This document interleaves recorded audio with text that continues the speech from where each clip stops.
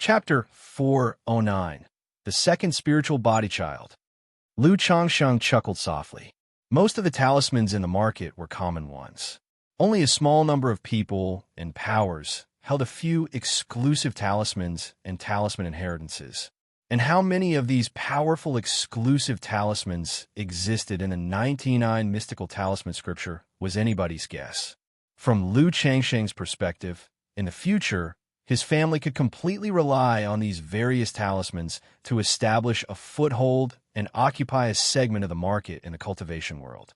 Although I don't cultivate the 99 mystical talisman scripture, besides the 129,600 talismans, it also contains methods for crafting several talisman instruments. Among them, there is one talisman instrument, the 99 mysterious true strategy, which assists in talisman refinement formation. It is very suitable for me. I could try to craft a simplified imitation. As for talisman warriors, according to the cultivation technique, crafting talisman warriors consumes a lot of time and energy, as well as cultivation level to nurture them. Currently, my cultivation level only allows me to craft ordinary force talisman warriors. Such talisman warriors can only do rough work and are not capable of fighting against others. To me, they're a waste of time and energy. Only when my cultivation level is higher and I have time and am willing to invest effort in crafting advanced level talisman warriors will they have some combat effectiveness. However, within this scripture, there is a rather good talisman nurturing method. It involves drawing spirit talismans with excellent talisman materials and then spending time continuously nurturing the talismans, enabling a first-grade talisman to exhibit the power of a second-rank talisman, and a second-rank talisman to exhibit the power of a third-rank talisman. Currently, I can only draw second-rank supreme talismans, but with this talisman nurturing method, I can nurture several third-rank talismans for self-defense.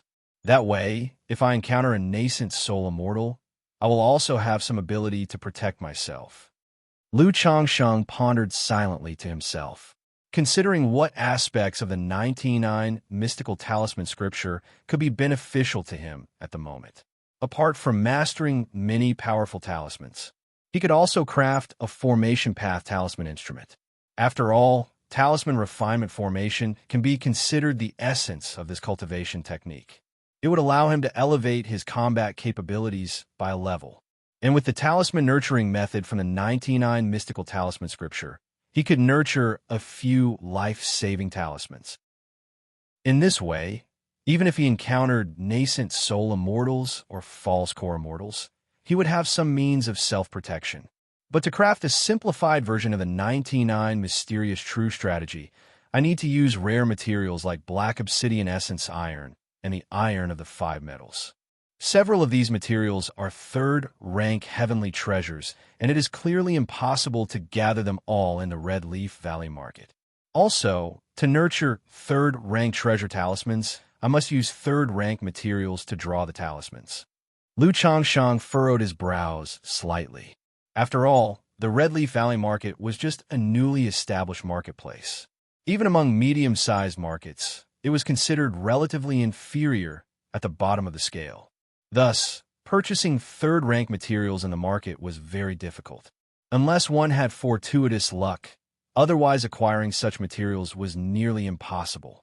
After Shi Yu and the Lu family affairs are dealt with, he'll first go to the Qingyun Commerce Guild in the Nine Dragons Market to see if the Nine Dragons Market doesn't have them. I could take a trip to Jiuxiao Immortal City and just happen to pick up the rewards for the 2 robbers I hunted.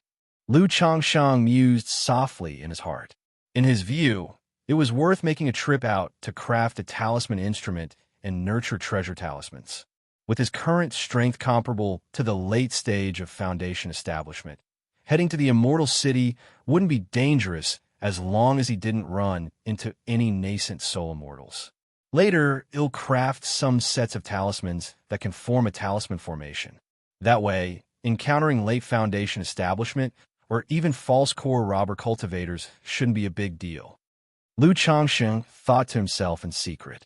Now, with his divine sense comparable to the late stage of foundation establishment, and the profound origin bead at his side, he could easily deploy some talisman formations as long as he had enough talismans.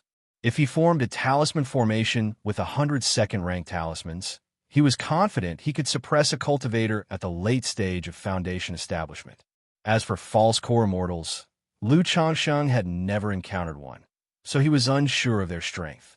But based on the power of a talisman formation composed of 100 rank talismans, even if he couldn't kill the opponent, he could at least cause them severe damage.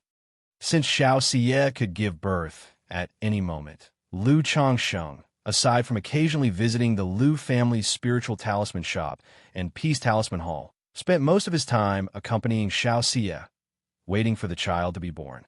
1 month later, inside the cultivation cave, Lu Changsheng held Xiaoxia's delicate, boneless palm tightly. Wah! A clear cry of a baby echoed. At the same time, a profound and intense fluctuation burst forth, accompanied by a system notification sound. Congratulations on the birth of your second child with a spiritual body. You have won a lottery chance. What a spiritual body! Even though Lu Changsheng had previously guessed that this child would have good talent, he was startled when he heard this system notification. He hadn't expected Xiaoxia's child to actually have a spiritual body, and moreover, to receive a system reward after giving birth to a spiritual body child for the second time. But considering the rarity of a spiritual body, Lu Changsheng also felt somewhat relieved. He didn't dwell on it and quickly regained his composure, turning his attention back to Xiaoxia.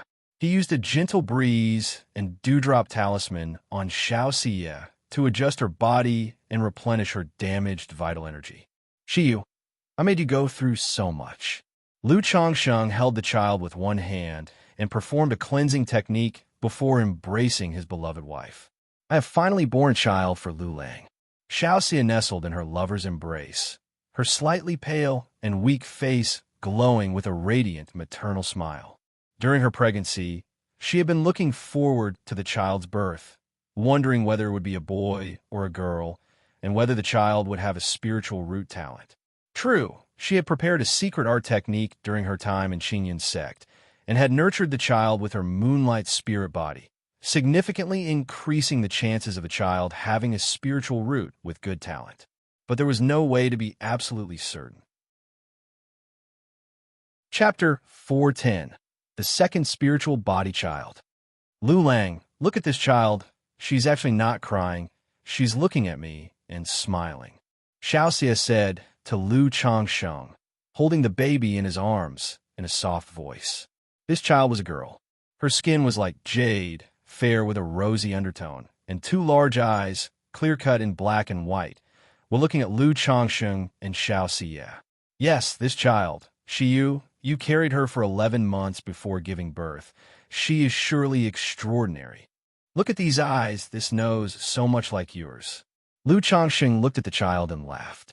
Thanks to the improvements from the Immortal Beauty technique and Peach Blossom Goo, Lu Changsheng had extraordinarily handsome features, which meant his children were all either strikingly handsome or beautiful.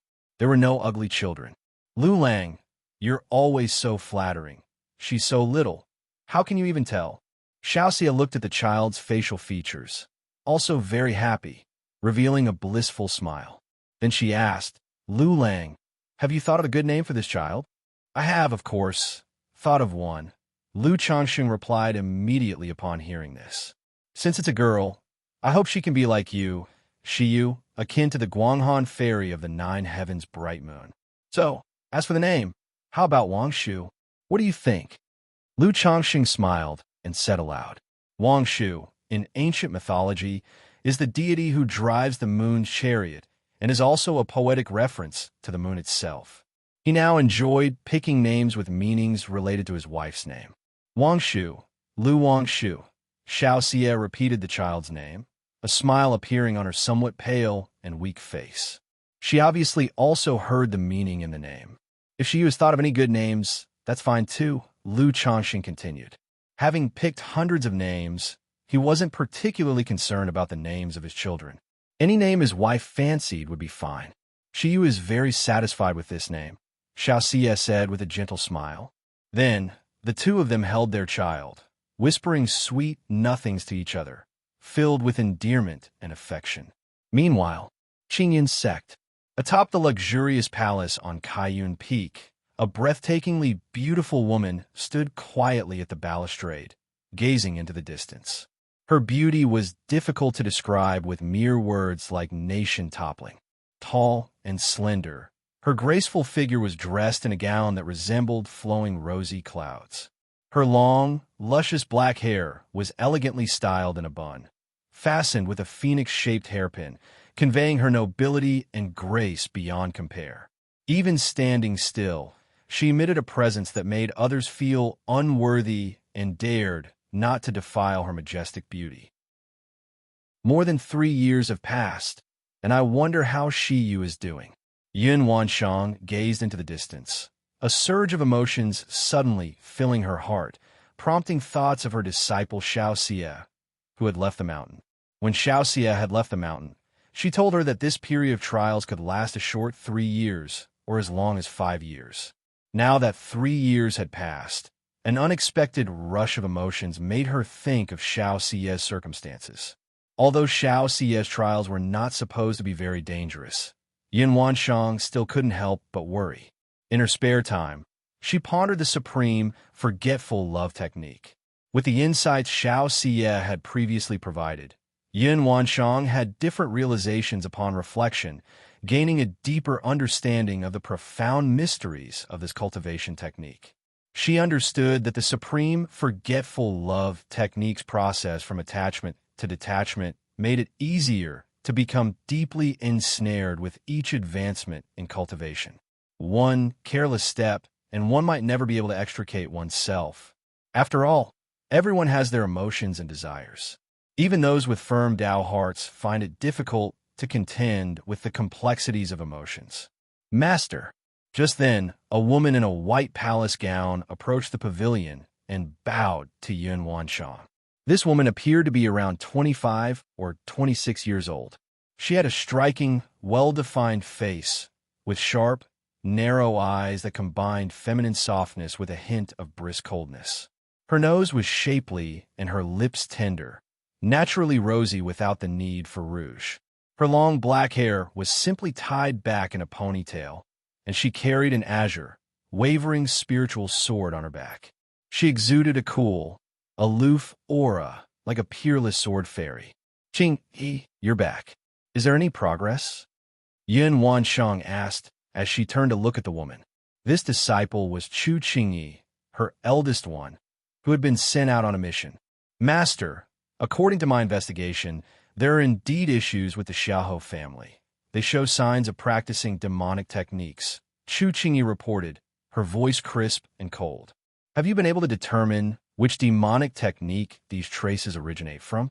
Could it be the work of a spy from another nation? Yin Wanshang asked, not surprised by the news. I haven't discovered relevant information yet, but through certain clues, it seems the Xiahou family's demonic techniques are related to the practice of refining corpses, Chu Qingyi stated. Refining corpses. Upon hearing this, Yin Wanshang's starry, brilliant eyes showed a trace of coldness. Chapter 411. Blood Talisman Spiritual Body, Second Rank Alchemy. _1. System. After accompanying Xiaoxia for a good while, and waiting until her face showed tranquility and her breathing evened out as she gradually fell asleep, Lu Changsheng silently invoked in his heart. Instantly, the system panel surfaced before his eyes. Name, Lu Changsheng. Identity, son-in-law of the Lu family of Qingzhou Mountain. Cultivation level, foundation establishment, 2nd level. Lifespan, 36/269. Talent, 4th grade spiritual root. Gungjin body constitution, moderate spiritual body. Blood talisman spiritual body, upper grade spiritual body. Cultivation technique, 100 refinements treasure body art. 7 luminaries great freedom sword scripture. Yin-yang harmony technique, 99 mystical talisman scripture, immortal. Beauty technique, spell, 7 luminaries sword glow, 7 luminaries sword shield, 7 luminaries sword escape. Items, 9 treasure jade rui, luminous treasure tree, golden armor bean mother, black dragon magical bead, book of malevolent curses and fates, life substituting talisman, profound origin bead, coagulation crystal elixir. Skills: talisman making 2nd rank, puppet 2nd rank, spirit slaughterer 2nd rank, spiritual pets 9 netherhound, peach blossom goo 6, winged golden silkworm, hope goo, offspring 143 of 146, blood talisman spiritual body. What kind of spiritual body is this? And this spiritual body, why haven't I noticed any changes to my body? Lu Changsheng, seeing the new addition related to Constitution on his attribute panel, felt astonished. He immediately closed his eyes and explored his body with his divine sense. He wanted to inspect the condition of this blood talisman spiritual body. Although spiritual bodies require the children to grow up before fully taking shape, he should not be completely unaware of it. After a long examination, Lu Changsheng's divine sense finally made a discovery. Within his own dantian, he found strands of faint blood-colored light patterns. These blood patterns, composed of wisps and strands, were ephemeral, forming a mysterious rhythm. They seemed like a series of profound and unknown seal scripts. This blood talisman spiritual body must be a recessive spiritual body that requires some kind of opportunity to awaken. These blood patterns are likely the spiritual patterns formed by the rules of heaven and earth of the blood talisman spiritual body. After checking his own condition, Lu Changsheng had some guesses about this blood talisman spiritual body. In the cultivation world, there are many types of spiritual bodies. Regardless of the number, these spiritual bodies can be classified as either overt or recessive spiritual bodies. Overt spiritual bodies are like Lu Qingshan's Gungjin body constitution. They can be directly detected. As soon as one begins cultivation, they naturally exhibit their might. Recessive spiritual bodies, however, remain hidden and are hard for people to discern. One might need to reach a certain age or go through certain methods to awaken the spiritual body and exhibit its might. Just like his friend, Zhao Qingqing. She possessed a vague body constitution, but initially, her spiritual body hadn't awakened, nor had it been detected. It was later, while managing the herb garden, that an external elder from the Qingyun sect noticed her situation and awakened her spiritual body. No wonder I didn't feel any change. You'll need to look up information about this blood talisman spiritual body later. See what methods can be used to awaken the spiritual body. Lu Changsheng murmured to himself, planning to check the information about this spiritual body later. This blood talisman spiritual body, being an upper-grade spiritual body, is a level higher than Qingshan's Gungjin body constitution and is clearly not simple. And by the name, it should be related to the talisman path, some kind of talisman path spiritual body. A talisman path spiritual body, like a sword cultivator's supreme sword bone or a poison cultivator's calamitous poison body, is naturally suited for the talismanic great Tao, with inherent extraordinary talent for talismans. If that's the case, then the 99 mystical talisman scripture I obtained earlier might be greatly developed in the hands of this child. Lu Changsheng thought to himself, looking at the pink and tender, sweet and lovely infant in his arms. A surge of affection and joy involuntarily rose from the bottom of his heart. Based on the recent pulse sensation of the spiritual root, this child should have a 4th-grade spiritual root. Lu Changsheng then reflected on this child's spiritual root. With a slight stirring of his mental spirit, he brought up his daughter's system panel. Name, Lu Wangshu. Lifespan, 182nd. Talent, 4th-grade spiritual root. Blood talisman spiritual body, upper-grade spiritual body. Cultivation level, none. There it is, a 4th-grade spiritual root. A 4th-grade spiritual root with an upper-grade spiritual body. This child will become one of the pillars of the Lu family. A smile emerged on Lu Changsheng's face. His heart was filled with anticipation for the child's future. Lu Qingshan with a 6th-grade spiritual root, possessing the Gungjin body constitution. Lu Qingshan with a 4th-grade spiritual root. Lu Wangshu with a 4th grade spiritual root and the blood talisman spiritual body. My Lu family has indeed gained a few pillar seeds for the future. Lu Changsheng rejoiced inwardly. He had 146 children. The first batch of these children were already stepping into adulthood one after another. They were about to start their own families and businesses, providing fresh blood to stabilize the Lu family. Among the 146, 36 possessed spiritual roots. These younger children were the foundation for establishing a future cultivation family. And among these 36, 3 were geniuses, destined to become the future pillars of the family. The days ahead are becoming more and more promising. Lu Changsheng took a deep breath and exhaled gently. His mind involuntarily started to plan for the future. Now, the issues are the spiritual land, the family's great formation, and the initial capital. Lu Changsheng had a clear vision for the future, establishing his own cultivation family. But currently, there were 3 problems in establishing the family. For the spiritual land, he planned to obtain it through the channel of Xianxia and Qingyun sect, or through the Lu family's bid for Red Leaf Valley. For the family's great formation, I can only wait for the system to act. In the coming time, the surge of children should trigger many achievement rewards. If it really doesn't work out, I can ask you to invite a formation master from Qingyun sect when the time comes. As for the family's initial capital, I should be able to accumulate it through the 2nd rank talismans. Chapter 4:12 Blood Talisman Spiritual Body, 2nd rank Alchemy. When these children are about big enough, these 3 aspects should also be about ready. Lu Changsheng thought to himself. System draw prize.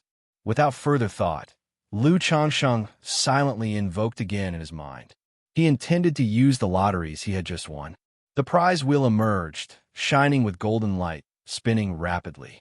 Under Lu Changsheng's calm gaze, the golden light eventually stopped on skills.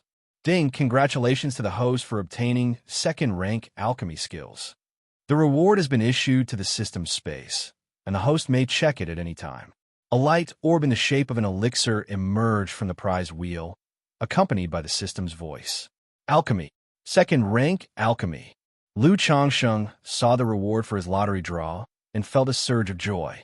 Among the 100 arts of cultivation, what he most wanted at the moment was formation. After that, it was alchemy. These 2 crafts are not only among the mainstream 4 arts in the cultivation world and upper-class professions, but also very useful to him at the moment. As for formation, there's no need to say more. It concerns the great formation of his future family and the placement of the family's formations. Otherwise, buying array plates and hiring other array masters to arrange great formations, he really couldn't be at ease.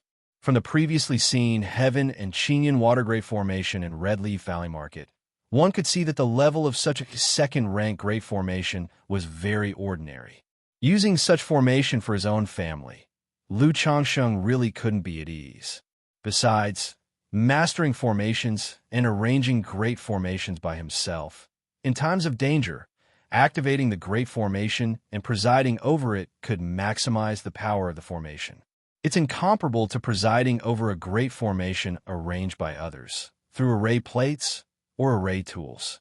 As for alchemy, after his breakthrough in foundation establishment, purchasing 2nd rank elixir medicines became very difficult. Normally, he could only take energy refining elixirs to aid his cultivation. Now that he had mastered 2nd rank alchemy skills, he no longer had to worry about elixirs. With 2nd rank alchemy, not only can I solve my current need for elixirs, in the future, I might even be able to refine foundation building elixirs. Lu Changsheng rejoiced in his heart. Then he looked toward the light orb in the system space. 2nd rank alchemy skills. Upon use, one can directly comprehend 2nd rank full-level alchemy skills and the corresponding complete compendium of elixir formulas. Wait, are all the skills 2nd rank? Are there no 3rd ranks? Lu Changsheng pondered as he looked at the alchemy skills before him. Including this alchemy skills, he had drawn 4 sets of skills from the system. All of these skills were 2nd rank. It made Lu Changsheng curious whether he could draw third-rank skills. Without much further thought, he used the second-rank alchemy skills from the system space. Suddenly, a flood of knowledge and information poured into his mind from nowhere. Introduction to Alchemy, Basic Alchemy Compendium, First-Rank Alchemy Compendium, Second-Rank Alchemy Compendium, How Elixir Medicines Are Made, 10 Years of Qi Refinement, 100 Years of Alchemy. After a while, a deluge of knowledge about alchemy flowed into Lu Changsheng's mind. It gave him an understanding of various elixirs, pharmacology, alchemy techniques, temperature control, and so on. Phew! Alchemy really is worthy of being one of the mainstream four arts of cultivation. From distinguishing the pharmacology of various spiritual medicines, the kings and ministers in each elixir, flame control, different alchemy techniques, spells, amalgamating elixirs, and finalizing them, Lu Changsheng digested the knowledge about alchemy skills in his mind. He felt that the skill was indeed extremely complicated. However, it seems that making high-level second-rank elixirs isn't as simple as I had imagined. After digesting the knowledge, Lu Changsheng furrowed his brows slightly. Now that he had a detailed understanding of alchemy, he knew that ordinary elixirs were very simple to make. One pill furnace, one fire control formation, or alternatively natural mana solidifying into flame would suffice. But to make certain advanced elixirs, ordinary fire wouldn't do. You would need innate true fire, heavenly spiritual fire, or earth core fire. If I want to make advanced level elixirs, I still need to cultivate a spell or divine skill for condensing innate true fire. Thinking of practicing spells gave Lu Changsheng a headache, because his initial practice of Soul Dispersion Needle made him aware that his aptitude for techniques was very average. Just like the Soul Dispersion Needle, this divine sense attack secret technique, he pondered and attempted it whenever he was free. In the end, it took him over a year to master it, and only then was he able to condense 3 soul scattering needles in his divine sense, capable of conducting 3 divine sense attacks on others. Now, the thought of having to practice spells made his head ache. Never mind, this is not urgent. The flame solidified by the mana of a foundation establishment cultivator is enough for me to refine most elixirs. When I truly need innate true fire to refine advanced level elixirs, maybe you'll draw some kind of heavenly spiritual fire or have the conditions to build my own alchemy chamber. Lu Changsheng exhaled lightly and didn't dwell too much on innate true fire. After a cultivator breaks through to foundation establishment, the spiritual fire that condenses with one's own mana could satisfy most needs for alchemy and artifact refining. After Lu Wangshu was born, Lu Changsheng had originally planned to rent a courtyard and hire a wet nurse to care for the child. But Xianxia said she had been out for more than 3 years and planned to return to Qingyun's sect in another half a year. So in this half year, she wanted to spend more time with the child and was against hiring a wet nurse. Facing this situation, of course, Lu Changsheng had little to say, and he went along with her. But he rented another courtyard anyway. After all, a cave dwelling of about 100 square feet was a bit too small and suffocating for an infant. Shiyu, there's something I need to deal with regarding the Lu family. After spending most of a month with Xianxia, Lu Changsheng spoke up. He discussed the matter of the second-grade Talisman Masters Convention. Chapter 413, Blood Talisman Spiritual Body, Second-Rank Alchemy. He indicated that he would probably be busy for a while. No worries, Lu Lang. Go ahead. Important matters come first. Xiaoxia didn't throw a fit. She knew that, over the past few years, Lu Changsheng had already spent a lot of time on her. The second-grade Talisman Master ceremony was related to presenting Lu Changsheng's skills to the outside world, and that certainly counted as important business. Okay, he'll come back as soon as I'm done. Lu Changsheng nodded. Then he visited Lu Miaoge and his son Lu Xianji before returning to Qingzhou Mountain. Back home, Lu Changsheng chatted briefly with his wives and children, had a meal, and then headed out to discuss the details of the ceremony with Lu Miaochang. He also planned to ask for more materials for second-rank talisman making, to be used in assembling a talisman formation. Dad, I have to tell you, I found a treasure. At that moment, his son Lu Qingshan came trotting over to Lu Changsheng's side, speaking mysteriously. A treasure? What kind of treasure? Lu Changsheng, seeing how secretive his son was acting, arched an eyebrow and asked with a smile. Hee, let me show you. Lu Qingshan grinned, pulling out a golden bean the size of a chicken egg from inside his clothes. This golden bean even had a tiny sprout growing from it. The sprout was green and tender, with a few jade-like leaves on it. How did you dig up the golden bean from my yard?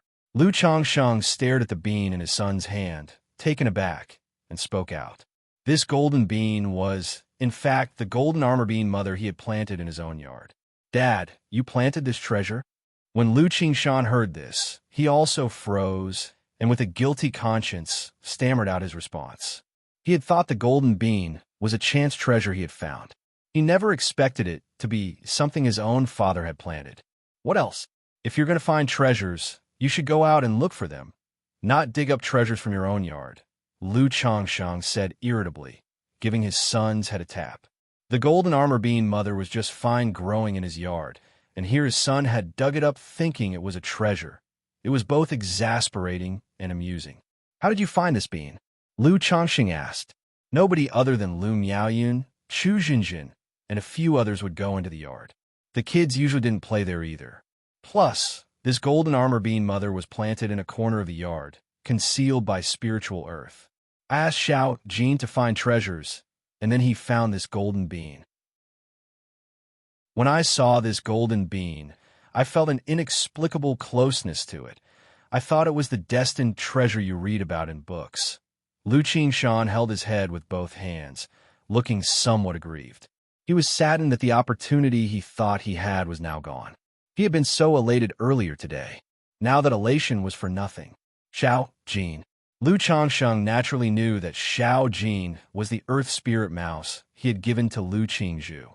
Lu Qingzhu, keeping this earth spirit mouse, usually just played and cuddled with it.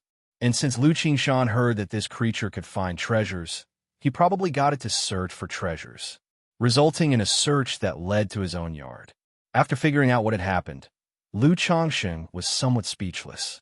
But hearing that Lu Qingshan felt close to the bean, he couldn't help but ask, Qingshan, you said you felt close to this golden bean? Yeah, so when I first saw this golden bean, I felt inexplicably drawn to it. I thought my lucky break had come. Lu Qingshan replied listlessly. Close to it. Could it be because of the Gungjin body constitution? Lu Changsheng pondered upon hearing this. The golden armor bean mother could transform into a golden armor warrior.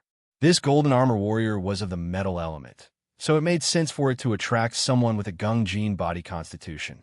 He held the golden armor bean mother in his hand, focusing on it intently. Indeed, he could faintly sense a closeness. But since he had won the golden armor bean mother from the system, it was already connected to him. So he hadn't noticed the subtle attraction caused by the Gungjin body constitution.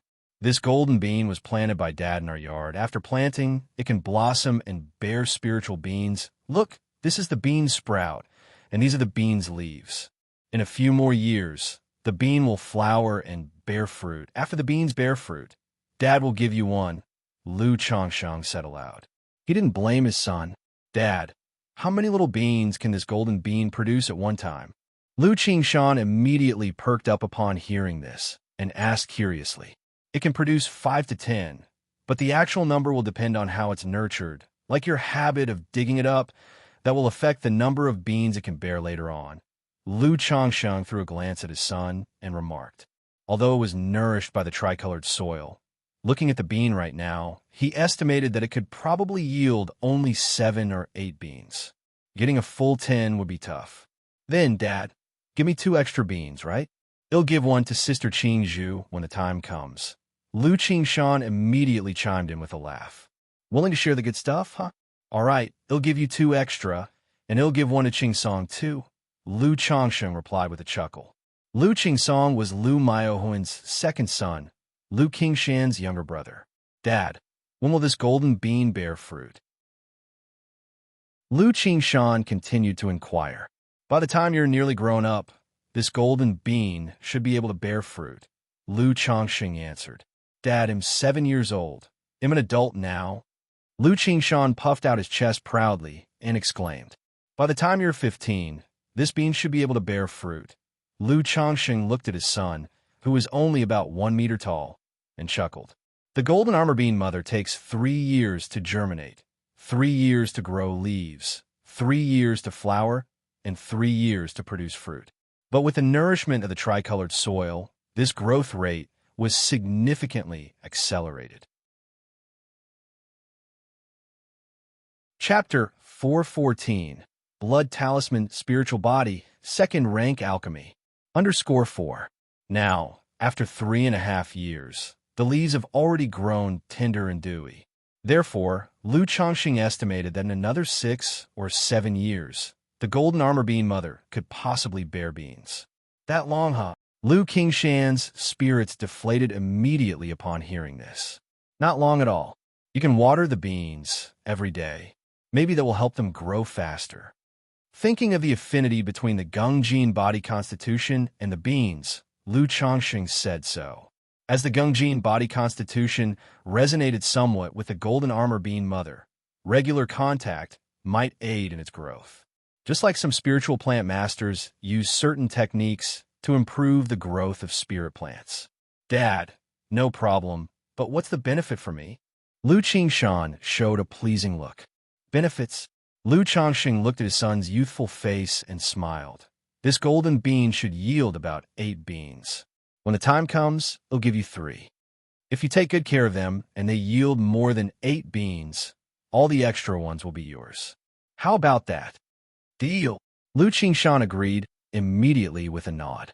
He even added, Dad, you can't go back on your word and cheat a kid later. Aren't you an adult now? How did you become a child again? Lu Chongxing chuckled. In front of you, Dad, it'll always be a child. Lu Qingshan said with a giggle. Hee. Dad always keeps his word, never deceiving anyone. Come on, let's replant this golden bean. Lu Chongxing brought his son back to their courtyard. He shook his head at the exposed little pit and planted the golden armor bean mother into it. This soil even glows. How can you not realize it a treasure? Lu Chongxing, looking at the exposed 3-color soil, asked his son, is this soil also a treasure? At the time, Xiao Jin said there was a treasure here, and I thought the treasure was just this bean. I didn't pay much attention to anything else. Lu Qingshan scratched his head as he reacted. Look at you. Can't even recognize all the treasures, and yet you're out treasure hunting. Study more diligently in the future and recognize all the treasures. That way, you won't miss any opportunities when you go out. Lu Chongxing advised his son. The school at Qingzhou Mountain not only had great scholars teaching reading and writing, there were also cultivators teaching cultivation trials and knowledge of the cultivation world. After detecting a spiritual root, the age from 6 to 12 was all about learning. That's why family and immortal sect children often knew more and had broader knowledge than loose cultivators. You're right, Dad. I will definitely listen to you and study hard.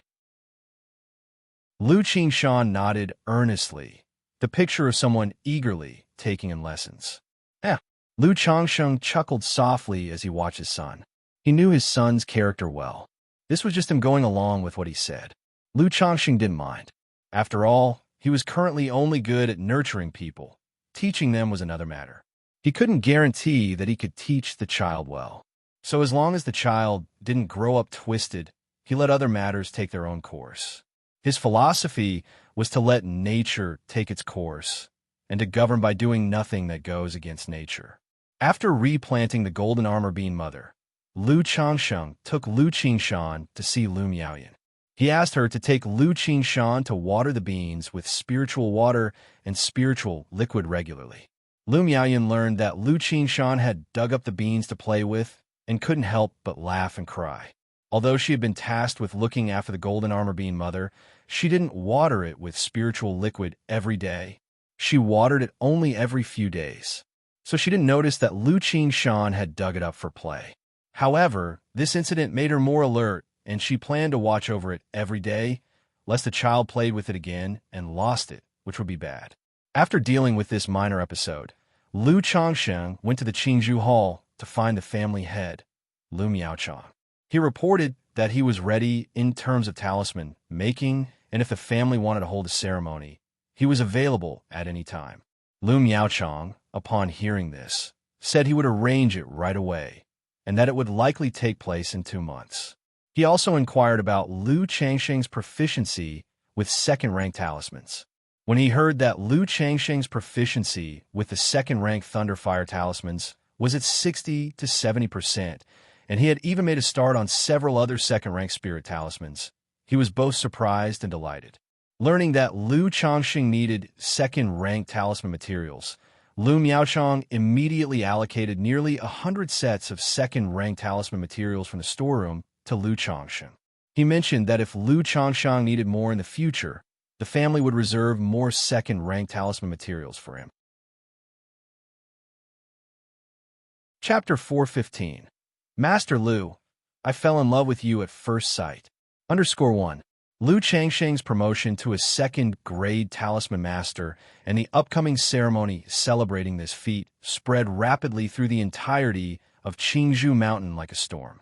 Previously, as Lu Changsheng had requested time to prepare, the news was only known to a select few senior members of the Lu family and had not been widely disseminated. Now, with the announcement within the Lu family, it instantly caused a flurry of joy and excitement. A second-grade talisman master, Elder Ninth, has actually been promoted to a second-grade talisman master. Although I've always heard about Uncle Changsheng's extraordinary talent in the talisman path, I didn't expect him to be promoted to a second-grade talisman master so soon.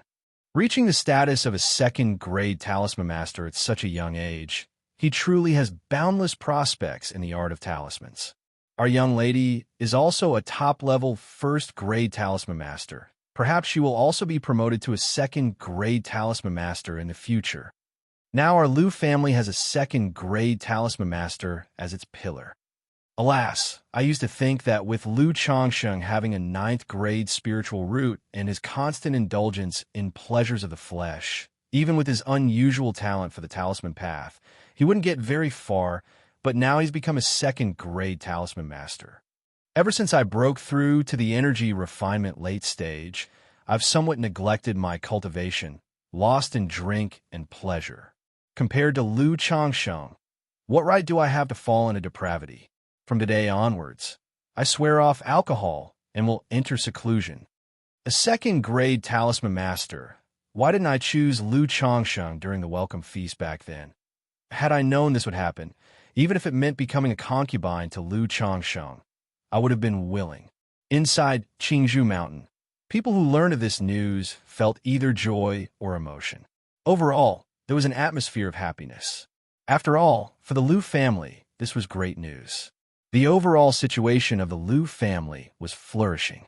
They had not only annihilated their sworn enemy, the Chun family of Red Leaf Valley, but also gained control of 40% of the Red Leaf Valley market.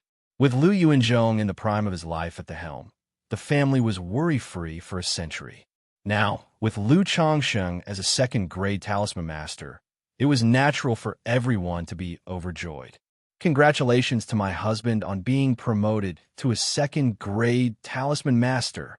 Congratulations, father, on being promoted to a second-grade talisman master.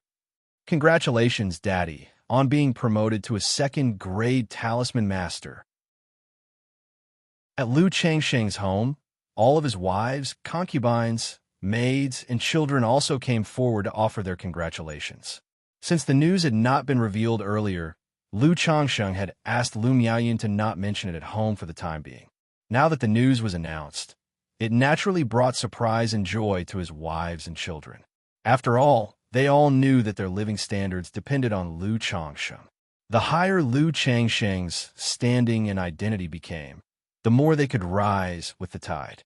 Meanwhile, invitations were being sent out from Qingzhou Mountain to the Bai family of Hundred Birds Lake, the Zheng family of Wugong Ridge, and the Yu family of Bai Lake Mountain. as well as to foundation establishment families that had interactions with the Lu family of Qingzhou Mountain, neighboring small energy refining families and business associates. Lu Changsheng also sent an invitation to his good friend Hong Yi. It wasn't for the purpose of gifts. Such a celebration wasn't about profiting. It was mainly for the sake of reputation. After all, the highest level of cultivators attending such a celebration would be at foundation establishment, with most being energy refining cultivators unable to present any precious gifts. The entire celebration was likely to run at a loss. Unless it was a core formation ceremony, then the major foundation establishment powers might be willing to present substantial gifts. Thus, inviting Hong Yi was purely because of friendship. It was an opportunity for Hong Yi to expand his network through this celebration. At the Yu family of Bai Lake Mountain, a second-grade talisman master celebration. I didn't expect this Lu Changsheng to have been promoted to a second-grade talisman master so soon. The patriarch of the Yu family looked at the invitation in his hand, his expression becoming pensive. As one of the several large families neighboring Qingzhou Mountain, they were naturally well aware of the situations of the families around them. Lu Changsheng had long been on the watch list of these families. Otherwise, the Yu family wouldn't have tried to recruit Lu Changsheng by sending Yuning Yuan to dig at him and ordering an attack on him and Lu Miaoge. But he never expected that Lu Changsheng would be promoted to a second-grade talisman master so quickly. After all, talent is just talent. Who knows how many so-called geniuses were unable to take the next step after reaching the pinnacle of the first rank. However, this Lu Changsheng only has a 9th-grade spiritual root. Even with his extraordinary talent in the talisman path and ascending to 2nd grade, cultivation level is the foundation. Without the strength of cultivation level, he will find it difficult to make progress in the talisman path now. What's more intriguing is the mysterious foundation establishment female cultivator backing Lu Changsheng. She has never shown herself for many years now. I wonder if they're still in contact. The patriarch of the Yu family murmured to himself. A second-grade talisman master was certainly worthy of attention, but a foundation establishment great cultivator was even more fearsome.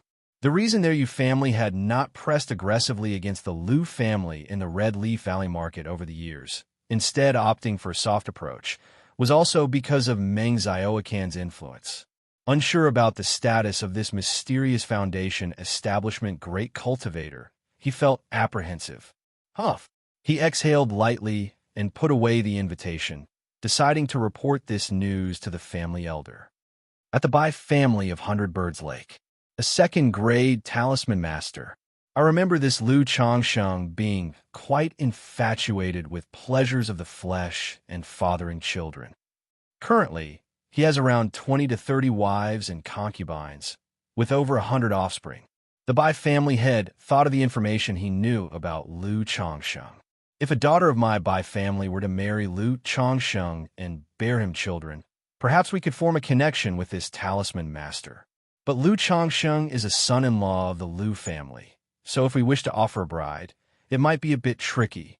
He tapped his fingers lightly on the desk, his face showing contemplation. Status is but a cloud. Lu Changsheng is a man who deeply values loyalty and cherishes his offspring, allocating most resources to nurture them. As long as a daughter of my Bai family can bear him several talented children, what worries would there be for my Bai family's future? The Bai family head pondered, thinking of his family elder's current situation, and promptly made a decision. He then ordered the butler waiting outside.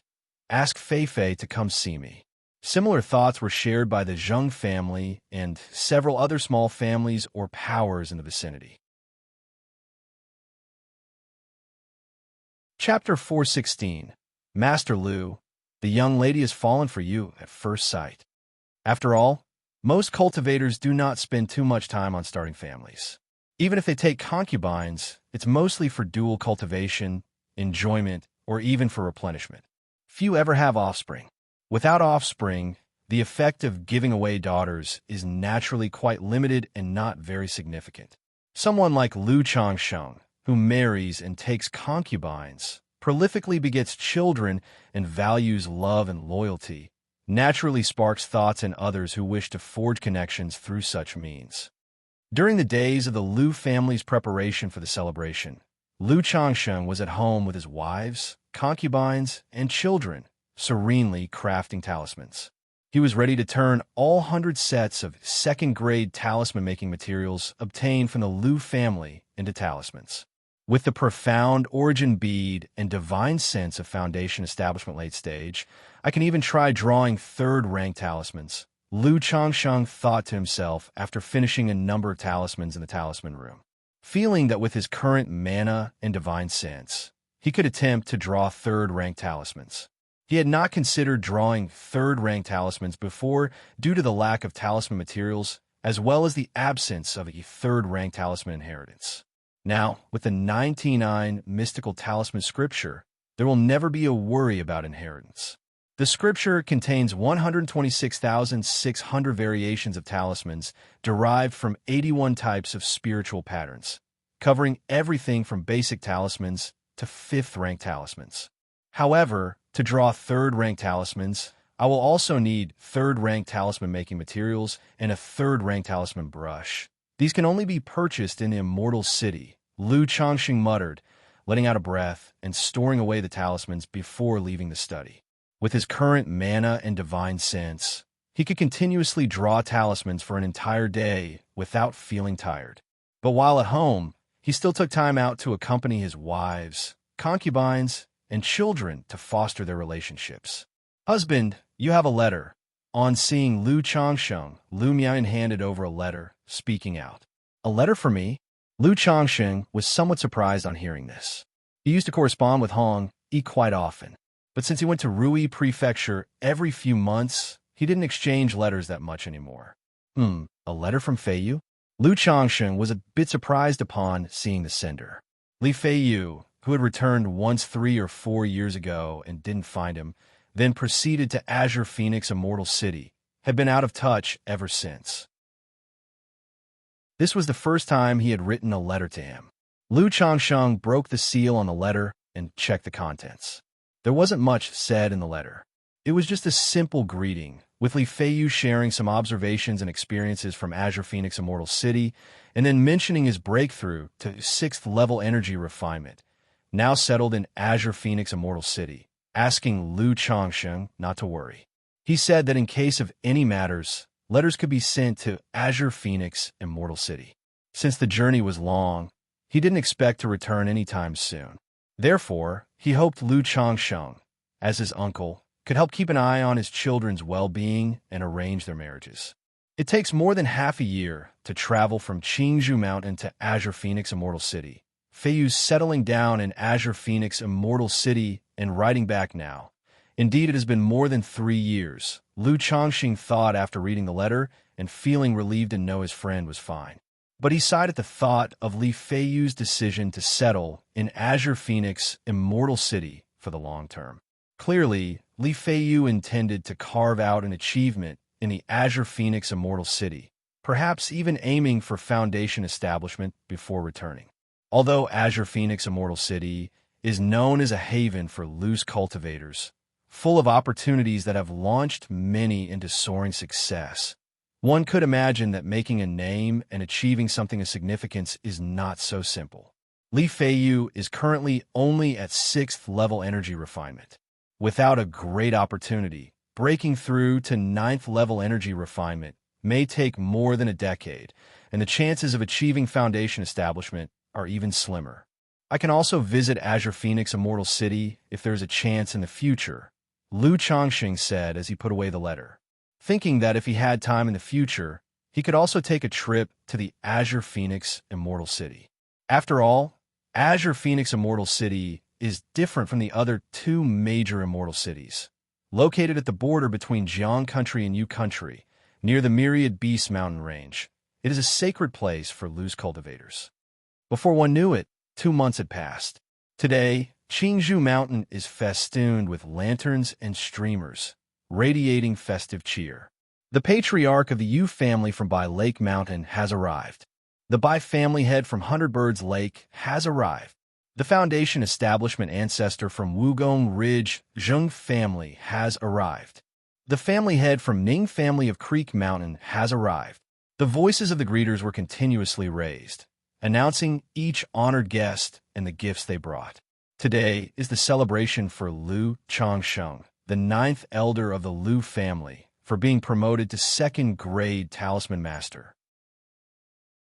Thus, surrounding cultivation families, power groups with business relationships with the Lu family, and cultivators all have come to attend.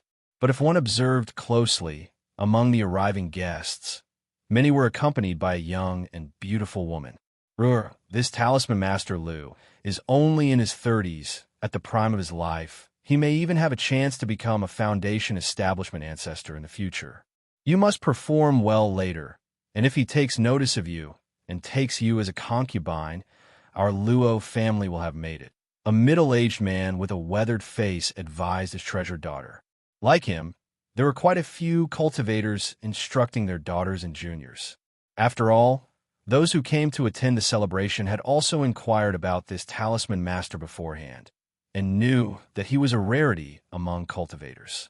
Most cultivators, in their single-minded pursuit of cultivation, do not indulge themselves in worldly pleasures in the company of women.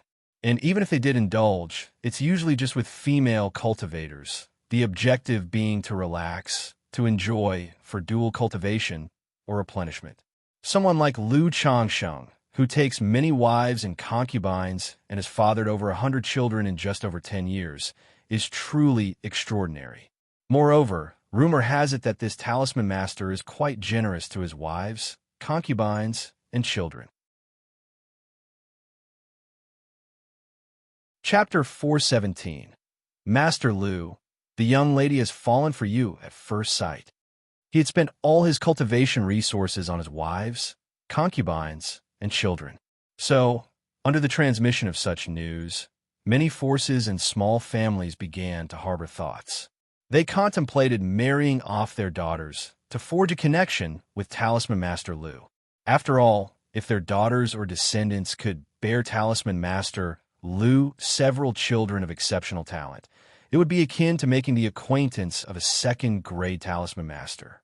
At the moment, Lu Changsheng was sitting on the high platform of the Great Hall with the Lu family ancestor, Lu Yuanzhong, accepting congratulations from others.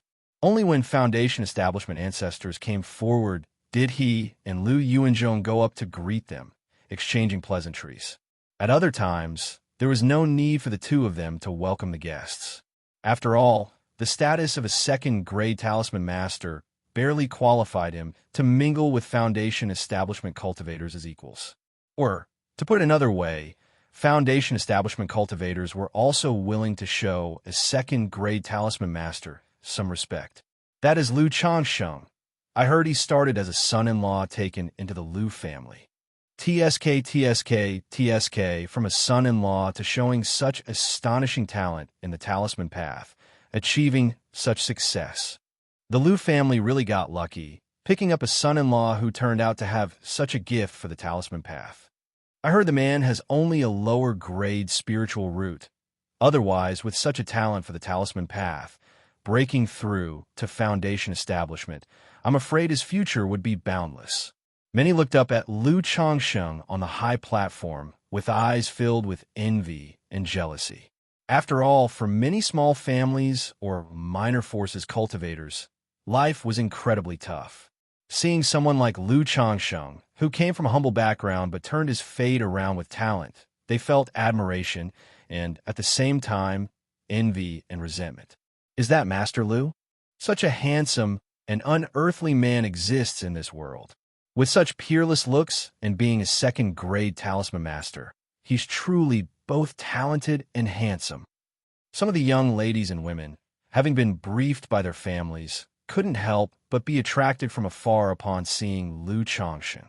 Since today was the celebration for Lu Changsheng, Lu Miaoyun and Lu Miaowan also dressed up beautifully for him. Their hair, neatly tied with a green jade crown, looked gentle and refined. They donned wide-sleeved robes of green jade color, with a golden jade belt embroidered with golden silk at the waist.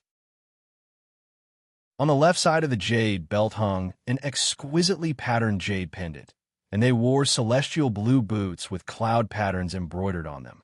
The overall look was opulent yet understated, and as they moved, the spiritual light embroidery flowed through their garments, making the already handsome Lu Changsheng even more dashing and otherworldly. If one could marry such a Master Lu, it would be quite good. My sister was unwilling to come before. If she saw Master Lu, she would surely regret it. Master Lu is so handsome. He must be a very good person. Some young ladies initially resisted their family's arrangements, but upon seeing the handsome figure of Lu Changsheng, suddenly they were much less resistant. They felt that even becoming a concubine of such a Master Lu would be quite nice. The Marquis of Rui Prefecture has arrived. Following the announcer's call, a dignified man in his 50s and a middle-aged man in his 30s entered the Lu family villa. Upon seeing Lu Changsheng, they immediately offered congratulations. Congratulations to Master Lu on his success in the talisman path. Ancestor, this is Hong Yi, a secular friend of mine. Lu Changsheng introduced Hong Yi to Lu Yuanzhong with a nod toward the Marquis of Rui. Very good, since he is a friend of Changsheng. He shall henceforth be a friend of Qingzhou Mountain as well. Lu Yuanzhong smiled and nodded, showing great respect. Greetings to Lu Ancestor. Rui Prefecture's Lord and Hong Yi were both flattered and surprised. After all, Foundation establishment ancestors were usually lofty figures whom they could hardly ever meet. They hadn't expected that Lu Changsheng, now a second-grade talisman master, would still give them face and even introduce them to a Foundation establishment ancestor. Their hearts throbbed with excitement and elation. Uncle Hong, Brother Hong, please take a seat. Lu Changsheng didn't stand on ceremony and invited the two to sit. Some guests, upon seeing Lu Changsheng personally receiving the Lord of Rui Prefecture and Hong Yi, were both surprised and intrigued. They couldn't help but step forward to talk and get acquainted with the Lord and Hong Yi. As time passed, more and more guests arrived. The Lu family estate was extraordinarily lively with over 100 tables for the banquet. Lu Changsheng passed the time drinking and chatting with guests, along with Lu Yuanzhong. Master Lu, this is my great-granddaughter, Zheng Yongwan. She has long admired Master Lu. At this moment, the Zheng family ancestor introduced a 17 or 18-year-old girl to Lu Changsheng. The girl called Zheng Yongwan immediately blushed with bashfulness and shyly lowered her head. She hadn't expected her own ancestor to bring up such a matter in front of such a large public gathering. Lu Changsheng was somewhat flummoxed by the Zheng family ancestor's behavior. He mused that he was just a second-grade talisman master. Was it really necessary for a Foundation establishment ancestor to personally offer him a young woman? However, he also immediately realized that the Zheng family ancestor's life wasn't long for this world, and his family lacked a successor. Although they were seeking support from the Yu family, they knew the Yes support was unreliable. So, this Zheng family ancestor was also placing a bet on him, or rather on the Lu family. He glanced at the girl named Zheng Yongwan. At 17 or 18, she possessed a cultivation of Qi refinement level 5. For her age and cultivation, she likely had a decent spiritual root, perhaps a middle-grade spiritual root. But specifically, without direct contact and examination, Lu Changsheng couldn't just tell. Regardless, he had no interest. After all, if he were to choose a young woman, he'd prefer someone without much of a background or entanglements. A girl like the one offered by the Zheng family ancestor not only came with family ties, but could even affect the relationship between the Lu and Zheng families. Master Lu, this is my niece by Fei Fei. I've heard that Master Lu lacks someone to attend to his daily needs. Fei Fei has fallen in love with Master Lu at first sight. Just then, the Bai family head, noting the Zheng family ancestor's move, immediately stepped forward with a gentle and beautiful young girl and said, he had initially planned to wait until the celebration was almost over to find an opportunity to speak to Lu Changsheng about this. But he had not anticipated the Zheng family ancestor, a Foundation establishment ancestor himself, to do such a thing. Thus, he didn't want to wait any longer and promptly brought his niece forward. Master Lu, my daughter also fell in love with Master Lu at first sight and wishes to serve the master. Master Lu, my niece is all alone in this world, and upon seeing Master Lu today, she has fallen in love and wishes to attend to you, pour your tea, warm your bed. Seeing this, a few others standing nearby stepped up with their accompanying young women, speaking out one after another. Chapter 4:18. Taking a concubine. _1. Lu Changsheng looked at the succession of men presenting their daughters with a speechless expression. He thought to himself why a simple celebration had turned into a giveaway event for daughters. Was it that all ceremonies were like this? Or was it because of his own reputation that people were catering to his interests? Yet, he had been so restrained over the years. He glanced briefly at these young women. All of them had faces like blooming flowers under the moonlight, and they possessed spiritual roots with cultivation evident in them. This made Lu Changsheng surmise inwardly that this was the power of status and identity. Back then, he even had to worry about marrying a fairy with spiritual roots. He could only save money to rescue misfortunate women from the White Jade Tower. Now that he had just advanced to a second-grade talisman master, family after family, power after power, was sending over their descendants with spiritual root talents to be his concubines. Changsheng, if you're interested, you can simply take them in without any hesitation. Lu Yuanzhong transmitted his voice to Lu Changsheng at that moment. He of course knew about Lu Changsheng's character, knew that Lu Changsheng had no great ambition for cultivation, just wanted to have many children and a house full of descendants. So, taking in concubines was not something he minded much. Besides, people were sending daughters to Lu Changsheng as a way to establish good relationships, favor with him, and his Lu family. His Lu family was also willing to engage with these people through this method to strengthen ties. Hearing these words, Lu Changsheng had a moment of contemplation, feeling that since he need not worry about the relationships with the Lu family and these families, then he could indeed take them in. For one, he had already considered the idea of taking concubines. He needed to increase revenue and cut expenses to fill up his back courtyard. Moreover, as his cultivation strength improved, he no longer had to be as cautious and worried as before when it came to marrying wives and taking in concubines. Although these women had their own families, to him, they were also known commodities from clear and unsullied backgrounds, not likely to bring any trouble. After all, he couldn't possibly find all his concubines from amongst orphans, nor were there that many orphaned female cultivators for him to encounter and bring home. He could visit the White Jade Tower to buy maidservants, but in the White Jade Tower, lower-grade spiritual root maidservants cost a few hundred spirit stones. Middle-grade spiritual root maidservants started at a few thousand spirit stones. Even with wealth, he couldn't sustain such expenditure. Annexing Red Leaf Valley was still included in his contingency plans. Therefore, he was also willing to foster a good relationship with the Zheng and Bai families. Moreover, judging by their appearances and cultivation levels, he believed that Zheng Yongwan and Bai Feifei were likely to have middle-grade spiritual roots. Thus, taking the two as secondary concubines would be quite suitable. Upon hearing this, both women felt a slight relief in their hearts. Both of them, after all, were direct descendants of Foundation establishment families. Although willing to marry Lu Changsheng, to become maidservants like those from smaller families was still slightly bitter to them.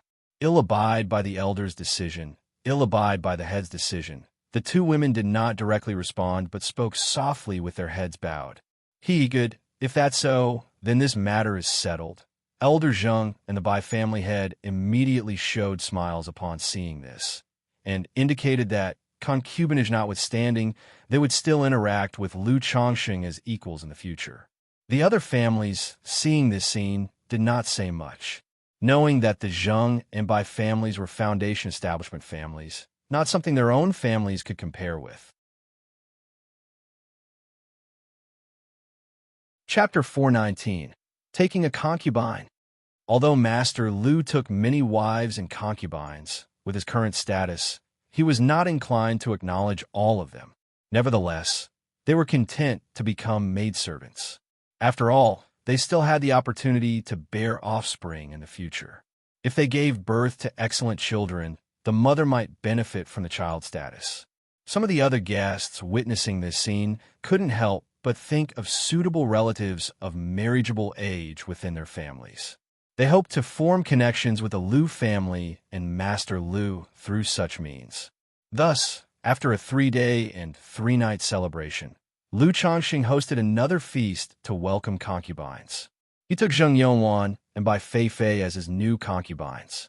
No objections came from Lu Changxing's wives and other concubines about the addition of the 2 women and 5 maidservants. One reason was that they had grown accustomed to their husbands' ways. Moreover, the Lu family ancestor had given his blessing to this affair. It's been a long time since the 9th elder has taken concubines. I heard that these 2 are legitimate daughters of the Zheng and Bai families. Yet now they can only be concubines.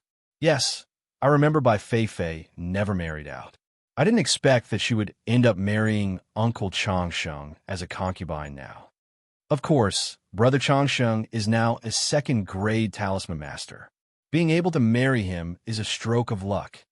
Lu Changsheng now has 30 or 40 wives, maidservants, and concubines, and now 7 more have been added. The Lu family disciples discussed Lu Changsheng's wedding, voicing their astonishment. That night, Lu Changsheng entered the bridal chamber. He skillfully lifted the red bridal veil, gazing upon the shy faces of the 2 young women before him. That year, he was 36, with 7 wives, 13 concubines, and 29 maidservants, and a fairy who had yet to be married and bear child. For the following month, Lu Changsheng remained at home, enjoying the bliss of a newlywed night after night. Among the 2 new concubines and 5 maidservants, both Zheng Yongwan and Bai Feifei had 5th-grade spiritual roots. Among the 5 maidservants, except for a girl named Luo Rue with 6th-grade spiritual roots, the rest all had 7th-grade spiritual roots. But for Lu Changsheng, this was acceptable. After all, in such families, having a middle-grade spiritual root was already considered quite talented. That they were willing to become his concubines was already a considerable investment on their part. As new people were added to his household, the already substantial estate began to feel a bit crowded. Lu Yuanzhong was very generous and allocated a plot of land in Qingzhou Valley for Lu Changsheng so that another large estate could be built for him. She must be pregnant by now, right? After a month of effort, Lu Changsheng felt that Zheng Yongwan and Bai Feifei were likely with child. He didn't linger any longer. After arranging household affairs, he set off for the Red Leaf Valley Market. He had been home for quite a long time, after all. In a few more months, Xianxia would be returning to Qinyan's sect, and he wanted to accompany her. Upon arriving at the Red Leaf Valley Market, riding an iron feather eagle, Lu Changsheng first visited his peace talisman hall. He informed Gao He that his spiritual talisman shop would now sell 1 2nd-rank talisman to the public every month. The number of supreme 1st-grade talismans was raised to 8 per month. He also instructed Gao He to help him purchase 2nd-grade talisman, making materials on a long-term basis. Now that he had the 99 mystical talisman scripture and the method of talisman refinement formation, his need for 2nd-grade talismans had greatly increased. He planned to carry several hundred 2nd-grade talismans with him at all times. This way, if he encountered a nascent soul immortal, he could rely on the talisman formation to have some means of self-protection. After discussing matters with Gao He, Lu Changsheng also inquired about his son, Lu Xianxi's well-being. He took his son to the 3rd floor and taught him about the knowledge of puppets. The craft of puppet making, although not highly profitable, just earn a modest income. However, the cost of learning was also relatively low. That's because when crafting puppets, if a mistake is made in one of the steps and it fails, only some of the materials are lost and most can still be reused. Unlike talisman making and alchemy, once those fail, all materials are basically wasted, burning through money rapidly. Xianxia, don't just stay inside the shop every day. Go out more when you have time. If you see a girl you fancy, you can also talk to your father about it. After teaching about puppets, Lu Changsheng said this to his son, Lu Xianxia. His son was also 16 years old. It was time to consider marriage. Though many cultivators didn't marry for a lifetime to focus on their cultivation, or they only settled down when they were in their 40s or 50s, for someone like Lu Xianxia, Lu Changsheng still hoped his son would start a family early. Dad, I understand. In his youth, Lu Xianxia had been rather naughty, but as he grew older and more sensible, his personality became more stable and restrained. As long as you understand, I'm not rushing you. I'm just hoping you'll also think about this aspect, Lu Changsheng said, nodding. His child was only 16. He wasn't truly in a rush yet. Dad, rest assured I understand, Lu Xianxia said with a smile, nodding in agreement. He knew his father's wish was for a house full of descendants, so he could understand his father's thoughts. Being only in 9th grade spiritual root, his achievements in this life would be limited, so it would be better to start a family early. After giving his son a few instructions, Lu Changsheng went to the Lu family's spiritual talisman shop. Lu Miaoga had also returned to Qingzhou Mountain for the celebration, so she knew about Lu Changsheng taking concubines. To this, she just advised Lu Changsheng to take good care of his health, not to indulge too much in carnal desires, as such activities could harm his body and interfere with his cultivation. In response to such remarks, Lu Changsheng demonstrated through action that his body was in excellent condition. Afterwards, after the couple shared a tender moment, Sister Miaoga, this is the talisman path inheritance I received back then. But since I hadn't been able to advance to a 2nd grade talisman master and fully understand its contents, I've been unable to sketch out the content inside. These are the spiritual patterns I can now trace.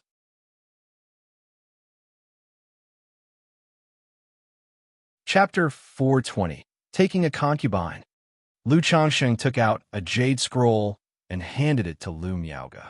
Inside the jade scroll was a foundational spiritual pattern from the 99 mystical talisman scripture, one of 81 spiritual patterns.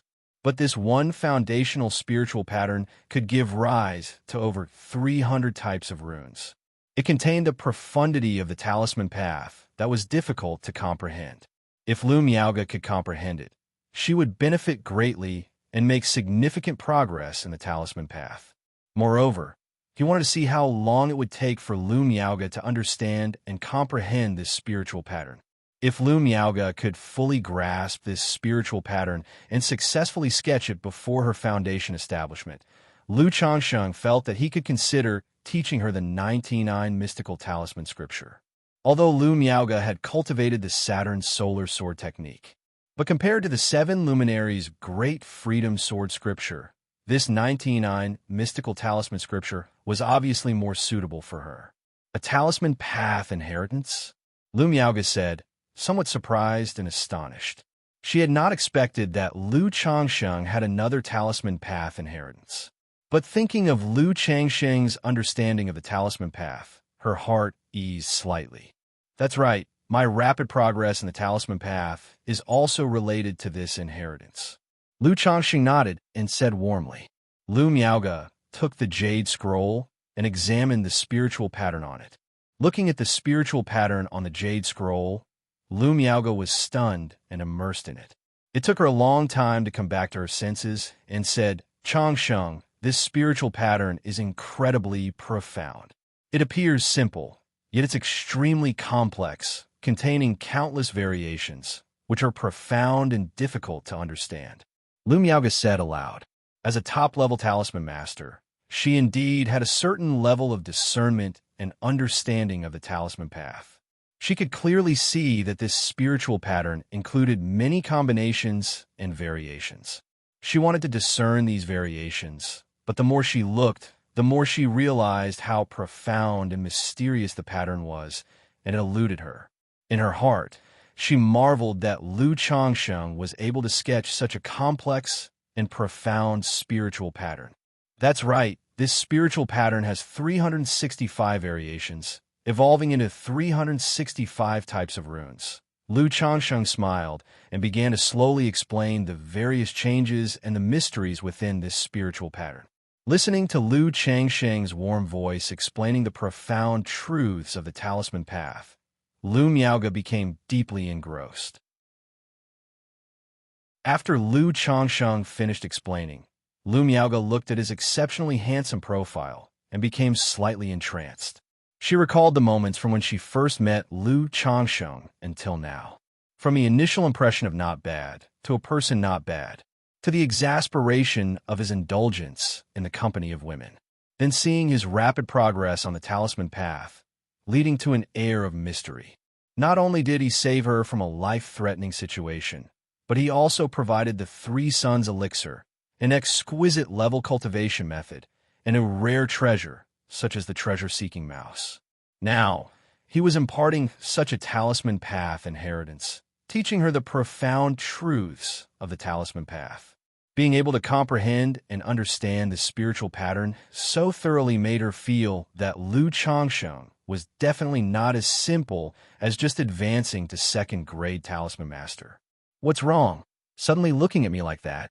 Lu Changsheng, seeing Lu Miaoge's beautiful eyes brimming with admiration, couldn't help but smile and ask, "I just feel that you have become more and more impressive, Changsheng." Lu Miaoge said with a lovely smile and a soft voice, "Sister Miaoge, I have some secrets and fortunes. But don't worry, I will tell you all about these secrets and fortunes in the future." Lu Changsheng knew that explaining the spiritual pattern had caused Lu Miaoge to be puzzled and skeptical, which was normal. Even just a basic spiritual pattern from the 99 mystical talisman scripture was extremely profound. Not something that someone who had just advanced to second-grade talisman master could fully comprehend. "I know, Changsheng, if there's something weighing on your heart, you can always talk to me about it." Lu Miaoge's eyes were moist and her demeanor gentle as water as she spoke softly, adding, "We are husband and wife." Sister Miaoge. Hearing this, Lu Changsheng's heart warmed.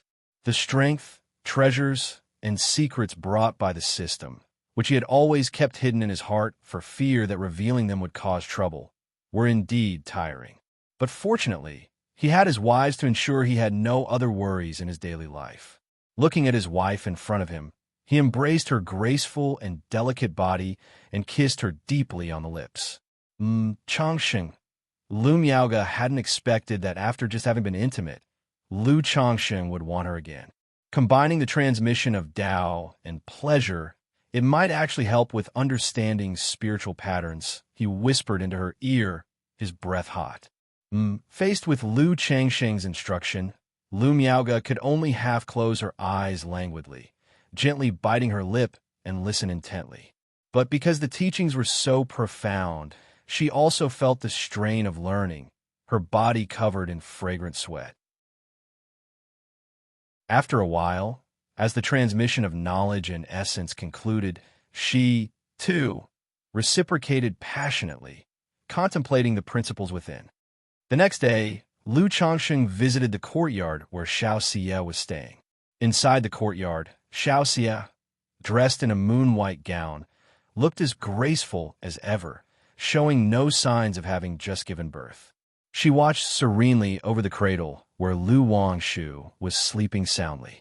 "Changsheng, you're finished with your tasks," Xianxia said with a smile when she saw Lu Changsheng speaking in a gentle voice. Seeing this scene, Lu Changsheng felt somewhat ashamed of his recent conduct. He felt that he truly hadn't fulfilled his responsibilities. Sitting down beside her, he watched the child and chatted with Xianxia. "Shiyu, do you know what a blood talisman spiritual body is?" he asked after a moment, thinking of his daughter's spiritual body. In this period, he had looked through several ancient books about spiritual bodies. However, he hadn't found any information about the blood talisman spiritual body. He knew that this superior spiritual body was probably rare. So he asked Xianxia. After all, it concerned the awakening of his own spiritual body and his daughter's future awakening.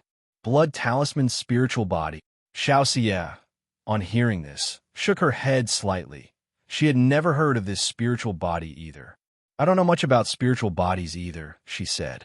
"If you need it, Changsheng, I will look for information about it when I return to Qingyun's sect, she offered. I saw a brief description of this spiritual body in an ancient book and suspect that I might possess it, Lu Changsheng explained. So I would appreciate it, Shiyu, if you could help me find more information about it. He didn't say that he had noticed the child had a spiritual body. After all, it would be somewhat exaggerated to determine that his newborn child possessed a certain spiritual body. As for his daughter inheriting this spiritual body in the future, the explanation was simple. His daughter inherited his excellent spiritual body, which was perfectly normal, although the chance of passing on a spiritual body is extremely slim. But sometimes things just happen to coincide. Blood Talisman's spiritual body. All right, agreed Xianxia.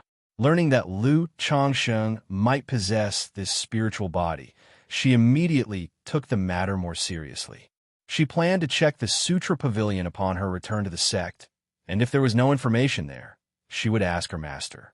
She also told Lu Changsheng that she planned to return to Qingyun's sect after 3 more months, although she would come down the mountain whenever she had the time.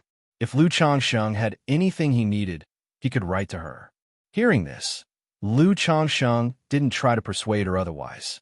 After all, Xianxia had already mentioned that she would be leaving at this time.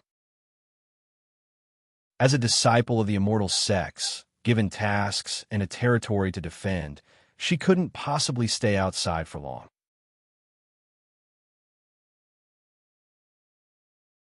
Chapter 421. Xianxia leaves, awakening the Blood Talisman spiritual body. _1. In the blink of an eye, 3 months passed. During this period, both of the concubines newly taken by Lu Changsheng, Zheng Yongwan, and by Fei Fei, succeeded in becoming pregnant. As for the 5 maids, only Luo Rue was pregnant for the time being. This was also why Lu Changsheng spent most of his time at the Red Leaf Valley Market. At home, he only gave minimal care. However, this efficiency had already astonished the Zheng family, by family, and Luo family to no end. They thought to themselves that Master Lu truly enjoyed having children. It had only been 2 or 3 months, and they were already pregnant. Especially the Luo family head. He had thought that since his daughter was a maid, it would take a lot of effort to win Master Lu's favor. He never expected that she would become pregnant so quickly. He was truly pleasantly surprised. Immediately, all 3 families sent tonics to their respective daughters to ensure they were well-nourished during pregnancy. After all, they had sent their daughters to Lu Changsheng to be concubines and maids, hoping they would bear offspring to deepen the ties between their families. Now that they were pregnant, they naturally hoped the children would have spiritual roots and excellent talents to gain Lu Changsheng's attention. On this day, Xianxia was also preparing to return to Qingyun's sect. She carried her daughter and walked out of the Red Leaf Valley Market with Lu Changsheng. Changsheng, as she looked at Lu Changsheng and her daughter in his arms, her heart was filled with reluctance. She even had the thought of giving up going back to the sect, just so she could stay by Lu Changsheng and their child's side. The separation now is only for a better reunion later. Lu Changsheng looked at Xianxia and said gently. He also felt somewhat reluctant, but he still supported Xianxia's decision to return to the sect for cultivation. During this time, because of the child, Xianxia had become somewhat indifferent to cultivation. Wangshu still can't call me mother. When I come back, will she have forgotten about me? The once Guanghan fairy, akin to the 9 heavens' bright moon, had now descended to the mortal realm, entangled in worldly affections, becoming as sentimental and affectionate as most mothers. If you miss her, write to me, and I will bring Wangshu to Qingyun's sect to see you. Lu Changsheng consoled Xianxia's emotions. No, it's dangerous to travel from here to Qingyun's sect. What if we encounter danger on the way? Xianxia immediately shook her head. Though having Lu Changsheng as a father meant they usually wouldn't face any danger, the child was still small, and she didn't want her daughter to suffer the hardship of travel. She then handed her daughter over to Lu Changsheng. She asked him to take good care of their daughter. Don't worry, this is our daughter. I will naturally take care of her, Lu Changsheng said affectionately while holding his daughter, his tone undeniably firm. Xianxia looked at her daughter for a while longer, Then, with her robes fluttering, she rode a crane and flew away. Watching Xiaoxia's figure gradually disappearing into the horizon, Lu Changxing couldn't help feeling a bit empty. After all, the two of them had spent so many years together. Now that they were separating, he didn't know how long it would be before they saw each other again. Sigh. Lu Changxing looked at the child in his arms and let out a gentle sigh. Then he took a deep breath, exhaled softly, and after returning to the courtyard to tidy up a little, he resumed his true appearance and went to the Lu family's spiritual talisman shop. Changsheng, this is... Lu Miaoge was somewhat surprised and curious as she saw Lu Changsheng holding an infant. After all, normally, Lu Changsheng hardly ever took such a young child out with him. This is the child of Xianxia and me. Lu Changsheng spoke up, stating directly, Fairy Xiao's child. Upon hearing this, Lu Miaoge was somewhat shocked. She knew her husband had been assisting Xianxia in her cultivation. She had also guessed that her husband's relationship with this fairy was more than ordinary. But she never thought that, while assisting in cultivation, they would have a child together. It was truly astonishing. Previously, Lu Changxing had told her about Xiaoxia's situation. She had already conquered Foundation Establishment, was a core disciple of Qinyan's sect. But now, a Foundation Establishment female cultivator, a core disciple of Qinyan's sect, had borne a child for her husband. This left Lu Miaoge uncertain whether to praise her husband's charm or to say something else. Where is Fairy Xiao? Lu Miaoge looked outside and inquired. She's been away for a long time. She has gone back to Qinyan's sect, Lu Changxing replied. Changxing. Upon hearing this, Lu Miaoge's lips pressed together gently. Thinking that Xiaoxia's farewell had saddened Lu Changxing, she stepped forward to gently embrace her husband. I'm fine. It's just a temporary parting, Lu Changxing replied with a smile, indicating that he was all right. Such a cute child. What is her name? Seeing Lu Changxing was fine, Lu Miaoge then turned her attention to the baby, smiling tenderly and softly asking, Wangshu, Lu Wangshu. Lu Changxing handed the child to Lu Miaoge. He had brought the child over, hoping that Lu Miaoge would take care of her when she had time. Lu Wangshu. Lu Miaoge held the child, her face full of tenderness, recalling her own daughter, Lu Qingzhu. Changsheng, you should have brought Fairy Xiao and the child over together, Lu Miaoge cooed to the child, her voice soft. Fairy Xiao must be worried about the child. Returning to Qinyan sect alone, if she had come together with us, we could have talked to her, got to know each other a little, and she would feel more at ease about the child. Lu Miaoge continued to speak in her gentle way. You never brought it up before, and I didn't realize it either. Lu Changsheng, having heard this, felt it was indeed the case. Even though he was the father, he knew he wouldn't have time to take care of the child all the time. It was certain that he would have to leave the child in the care of his wives and concubines. And among his wives and concubines, Xiaoxia had only met Lu Miaoge. Just brief encounters, without much understanding. No doubt she felt less at ease. How could you let Fairy Xiao take the initiative to speak up about such a matter? Chapter 422.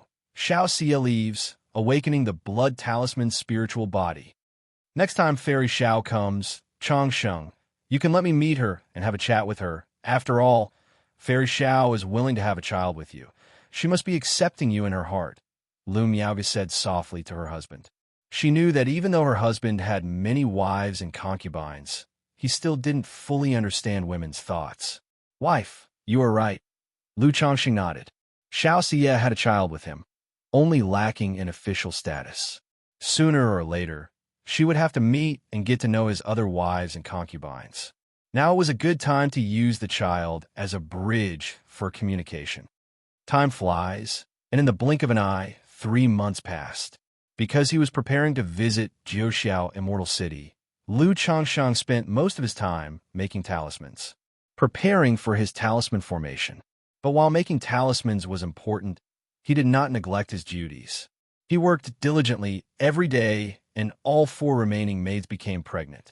The total number of his offspring reached 153. Husband, you've received a letter. One day, Lu Miaoyan handed a letter to Lu Changsheng. A letter for me?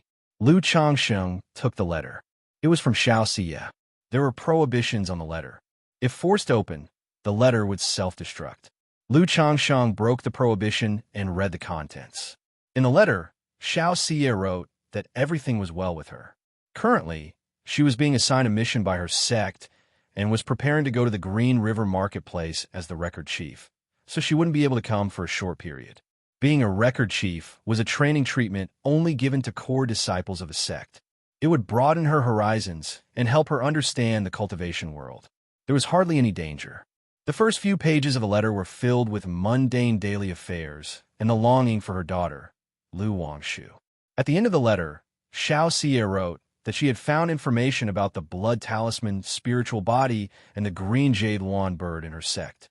The blood talisman spiritual body is a latent type of talisman path physique, naturally compatible with the great Tao of talismans. This physique allows cultivators who have it to be exceptionally talented and make rapid progress on the path of talisman crafting. In addition, the blood talisman spiritual body can use one's own spiritual blood to enhance the success rate of talisman making. Furthermore, one can burn their spiritual blood and lifespan to feed a talisman and improve the grade of talisman by a large margin. However, both methods resulted in substantial self-harm. Just as I had guessed, this blood talisman spiritual body is a type of talisman path physique. Use spiritual blood to improve talisman making success rate, burn lifespan, and spiritual blood to improve a talisman's grade. Lu Changxing muttered to himself as he read the information about the blood talisman spiritual body. The letter also mentioned how to awaken the blood talisman spiritual body. One method would be through some kind of blood sacrifice ritual to awaken the spiritual body, but Xianxia did not provide details about this ritual. The other method would be through the blood refinement method, using second-rank spiritual blood to continuously stimulate the body and thus activate the spiritual body. This method required that the spiritual blood must have a mild attribute. Otherwise, during the stimulation process, it could cause significant self-injury. Blood sacrifice ritual, blood refinement method. This blood talisman spiritual body, both its effects and awakening methods are, as the name implies, related to blood. Lu Changsheng said with a sigh as he read about the blood talisman spiritual body and its awakening methods in the letter. The second method, the blood refinement method, was explained by Xianxia in the letter, which seemed quite straightforward to Lu Changsheng. He planned to purchase some second-rank spiritual blood later and use the method described in the letter to awaken his spiritual body, to see how effective this blood talisman spiritual body truly was. As for the requirement that the spiritual blood must be mild, Lu Changsheng ignored it entirely. He practiced the 100 refinements treasure body art, and his physical body was as tough as a superior magic artifact. He was not the least bit worried that such stimulation would cause him any harm. As for the information about the green jade luan bird in the letter, it was about incubation and feeding. For incubation, a nest should be cast from warm jade. Then, use ingredients like green jade qiong lotus, red yang snow ginseng, bala the azure scale snake, and powder of yuan qin crystal mixed with spirit stone powder to make a spiritual liquid, and pour it into the nest made of warm jade. Place the egg of the green jade luan bird in the nest, and then nourish it with spiritual power and mana every day. And in about 3 to 6 months, the spiritual pet egg would be incubated successfully.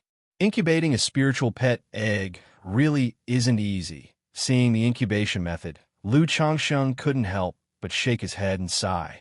Just these materials alone would cost him thousands of spirit stones. And the price of this green jade luan bird egg was estimated to be just a few thousand spirit stones. This is also why many people are unwilling to raise spiritual pets. Hatching, feeding, waiting for growth not only consumes time and energy, but also financial resources. However, I remember seeing these Qingyu snow lotuses and Qiang snow ginsengs in Meng Yabai's storage bag back then. Lu Changsheng's eyebrows raised slightly. He vaguely remembered seeing these kinds of spiritual medicine and spiritual materials when he cleared out Meng Yabai's storage bag. and he hadn't dealt with these spiritual medicines and materials yet. Right away, Lu Changsheng began searching for these spiritual medicines and materials in his several storage bags. A moment later, Lu Changsheng found the materials needed to hatch the green jade lawn bird from the storage bags. It seems that Meng Yibai had already prepared all this beforehand. Only I never knew it, Lu Changsheng thought to himself as he looked at these spiritual medicines and materials. He then made a nest with the sky blue warm jade in his courtyard. After that, he prepared the spiritual liquid according to the formula and placed the pet egg inside it. As for nurturing it with mana, Lu Changsheng directly called over Lu Miaoyun. He asked his wife, Lu Miaoyun, to come and nurture the pet egg daily. After all, it would take 3 months to half a year of nurturing to hatch the green jade lawn bird. He didn't have the leisure for that, nor would he always be at home, so it was better to leave it to his wife. Once the green jade lawn bird hatched later on, he would also leave it for Lu Miaoyun to look after. "Husband, what kind of spiritual beast egg is this?"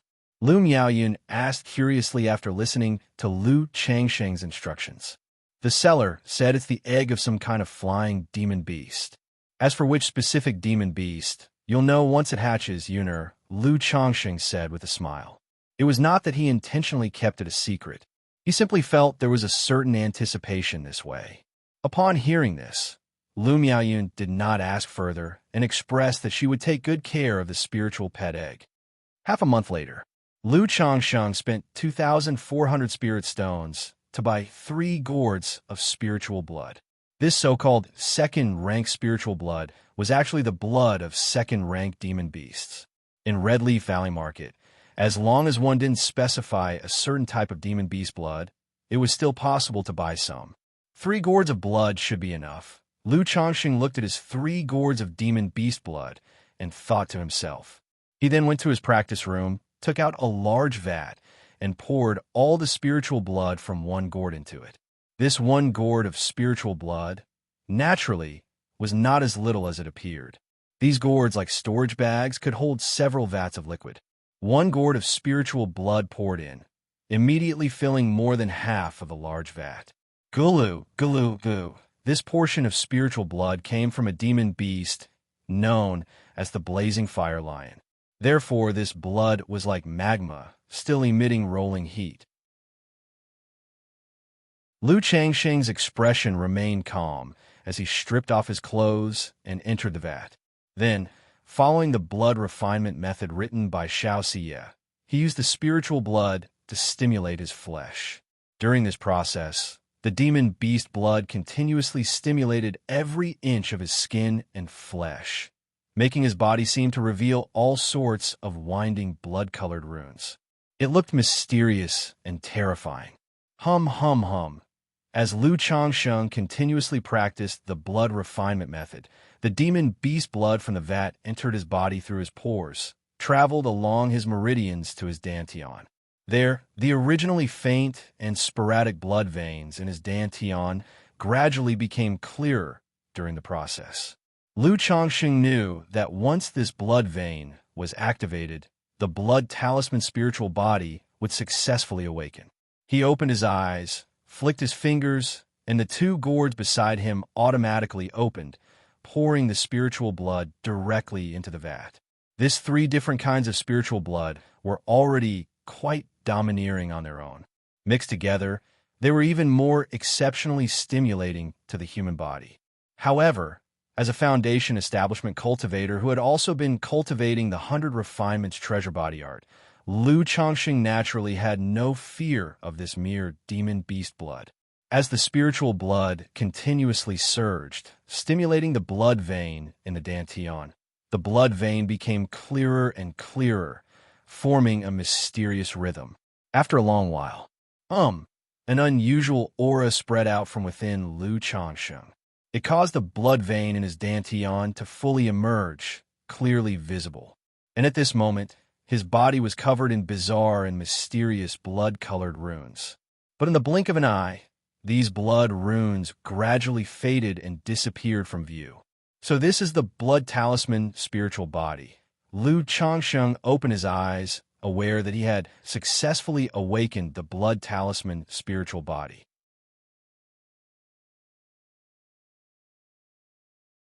Chapter 423. Effects of the blood talisman spiritual body. 10,000 poisons devour the heart _1. The blood talisman spiritual body. How profoundly mysterious. It seems as though one is born with numerous insights into the talisman path. By continually learning and delving into the talisman path, one can integrate and have interrelated understandings, illuminating many difficult problems in talisman arts. Xianxia quietly experienced the changes brought by the blood talisman spiritual body. When this spiritual body was activated, strands of blood patterns in his dantian gradually surfaced, eventually merging into his blood and bones. Almost instantly, many experiences and insights about talisman arts flooded his mind. These insights were enigmatic, indescribable, and inexplicable.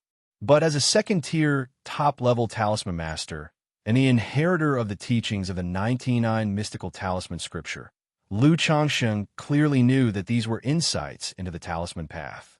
This type of insight was not like the skills acquired from a system lottery, which directly poured knowledge and experience of talisman arts into the mind as if enlightening with a sacred teaching. Instead, it transformed into a kind of innate talent, allowing one to study the talisman path and gradually understand and assimilate, thereby making rapid advancements in the field. The abilities of the blood talisman spiritual body written about by Xianxia in her letter previously, by burning essence blood, it increases the success rate of talisman making.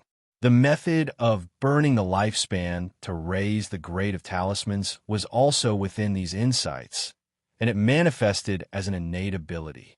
However, the cost of this ability was steep.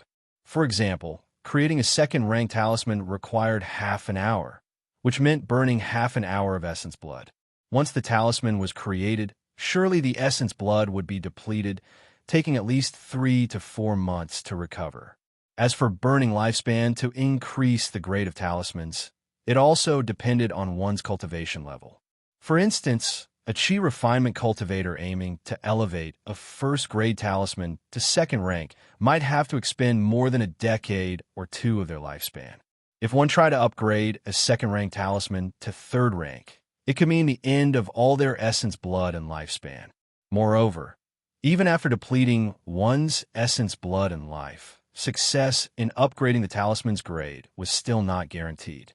One could only say that the ability of the blood talisman spiritual body was fierce, but it was not against the natural order. This ability of the blood talisman spiritual body seems quite suitable to be used as a tool for talisman making. Not only is the talismanic talent exceptional, advancing rapidly, but in critical moments, one can nourish talismans with blood to enhance their grade. If an ordinary loose cultivator awakened this blood talisman spiritual body, it might even unwittingly attract misfortune. As Xianxia experienced the abilities of the blood talisman spiritual body, he thought to himself, "Talent is rare, but not all talents are valued and treasured." Like Bai Ling, she possessed a talent not inferior to a top-grade spiritual root. If she hadn't been picked up by chance, she might have perished at the hands of bandits. Such cases are far from uncommon in the cultivation world. Many people who gain a talent first think of maximizing benefits rather than nurturing it. After all, nurturing a person not only requires a huge investment in resources, but also consideration of loyalty, among other factors.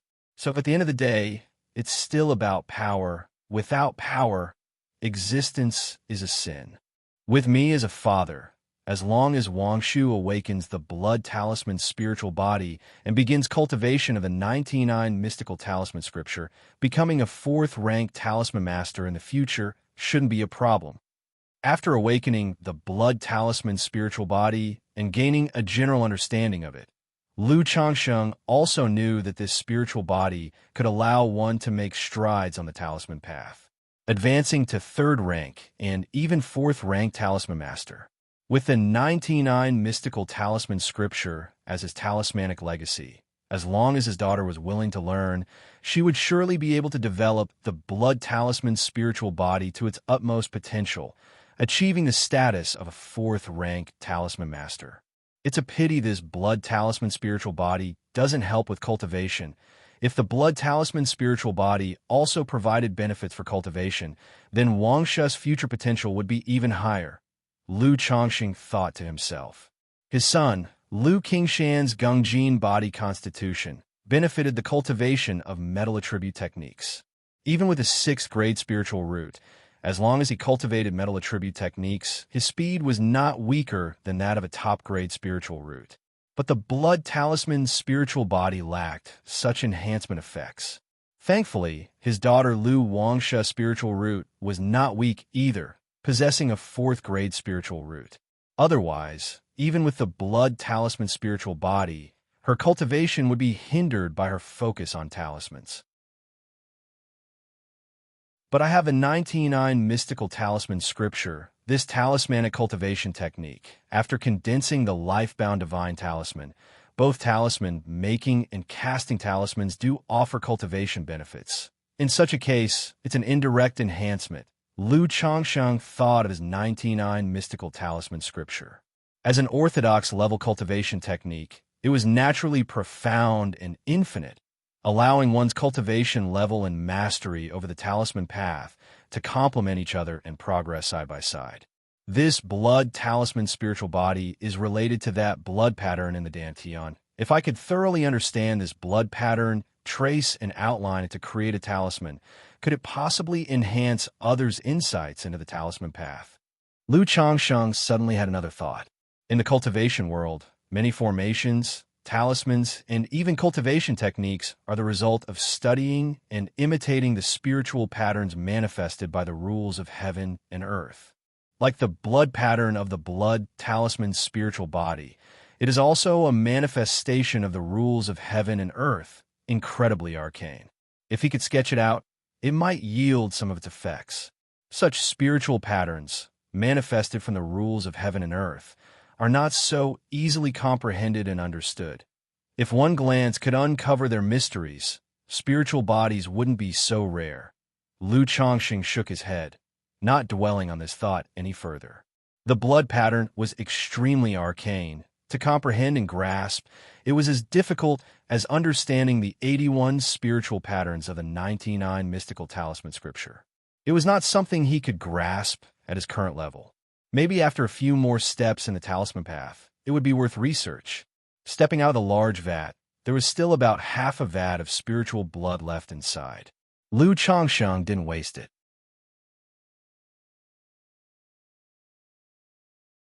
Chapter 424. Effects of the Blood Talisman spiritual body. 10,000 poisons devour the heart. He cast a cleansing technique to clean his body and, after dressing up, used the gore to collect what was inside to feed the 6-winged golden silkworm. Such demon bee spiritual blood is simply not something ordinary energy refining cultivators can withstand. If it's for awakening the Blood Talisman spiritual body in Wuxia, it absolutely cannot be done like this. When the time comes to go to Jiuxiao Immortal City, we also need to see if there is any second-rank spiritual blood with a gentle nature.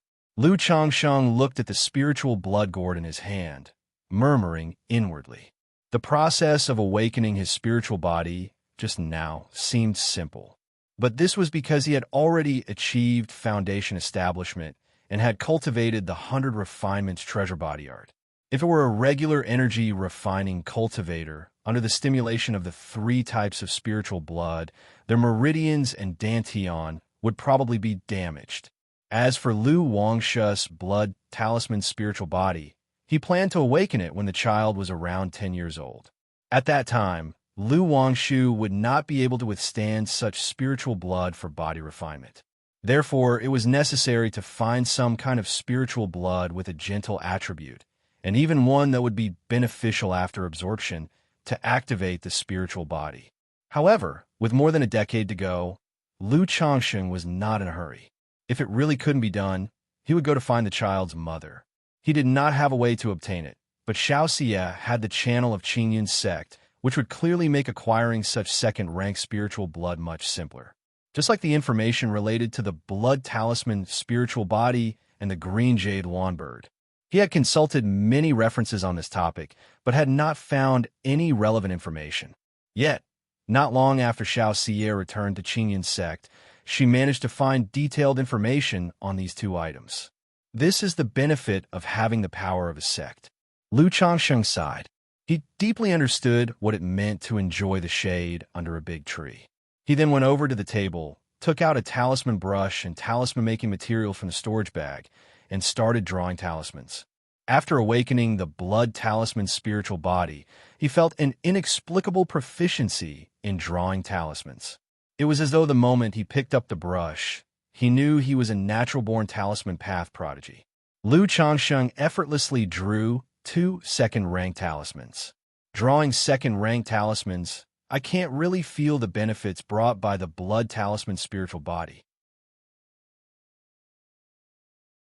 I must have a new talisman path inheritance for me to comprehend on my own or draw third-rank talismans before I can truly experience the effects of the blood talisman spiritual body.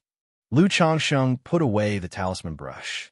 Now for him, drawing second-rank talismans was as easy as eating and drinking. Only the yet-to-be-experienced third-rank talismans could offer him some challenge. After leaving the courtyard, Lu Changsheng went to check on his family's peace talisman hall. His son, Lu Xianxia, was also there. Otherwise, he seldom visited this place before, but spending this time was worthwhile. Thanks to his early enlightenment teaching and the guidance over this year, Lu Xianxia had made considerable progress in puppet mastery. He estimated that in another year or so, he would be able to create first-grade lower-quality puppets and thus qualify as a puppet master. By that time, Lu Changsheng planned to open a shop in the Red Leaf Valley Market. He would let him, along with Lu Qiwanjin, Lu Rui, and his brother Lu Yun, manage the shop together, to personally get accustomed to the ins and outs of running a business.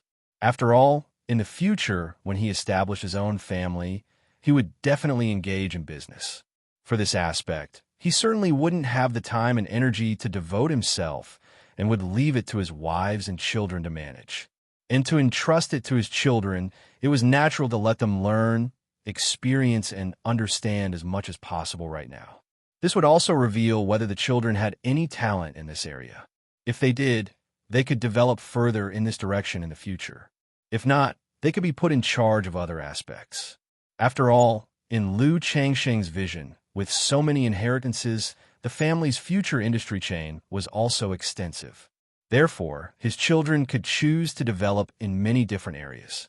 Boss, all the supreme talismans in the store have been sold out. I was wondering if you could restock in these few days, as many customers have been inquiring. Gao He immediately spoke up upon seeing Lu Changsheng arriving. How come this month's supreme talismans sold out so fast? Lu Changsheng was somewhat surprised to hear this. Due to his influence, the Peace Talisman Hall was indeed doing well. The selling out of 1 second-rank spirit talisman and 10 supreme talismans each month was almost a given. It provided him with a substantial income every month. Because he often forgot about it, being away, he would store a few dozen supreme talismans with Gao He. He remembered that he had just restocked not long before. So how could they have sold out so quickly? It's said that 2 days ago, in the Heiyun mountain range, a battle between 2 demons caused a mountain to collapse, resulting in a sky full of rosy light, suspected to be a relic, and attracting many cultivators to explore. That's why there have been a lot of purchases of upper grade and supreme talismans, and a number of regular customers have also come to inquire, so I sold the previously stored stock. Gao He explained. A relic? Lu Changsheng nodded slightly upon hearing this. He understood that such occurrences would attract swarms of cultivators seeking fortune, and would boost sales of elixir medicines, talismans, and magic artifacts. All right, I will draw some extra talismans these few days. Lu Changsheng nodded in response. Given this development, he was also willing to sell more talismans. One reason was to make money, and the other was to earn some reputation for the store. After all, At a time when other stores were out of stock, being able to restock would make customers think of his store first the next time they wanted to buy talismans. However, he had no interest in such so-called relics. He then cautioned his son, Xianxia, at the store to stay away from such relics. Absolutely not to get carried away exploring or let someone coax him into venturing into such places. Dad, there's no need for you to say more, I know.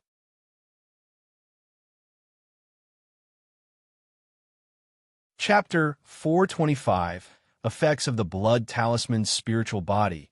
10,000 poisons devour the heart. Moreover, am only at the 4th level of energy refinement. Venturing into such ruins would be tantamount to courting death. Xianxia heard his father's words and cracked a smile.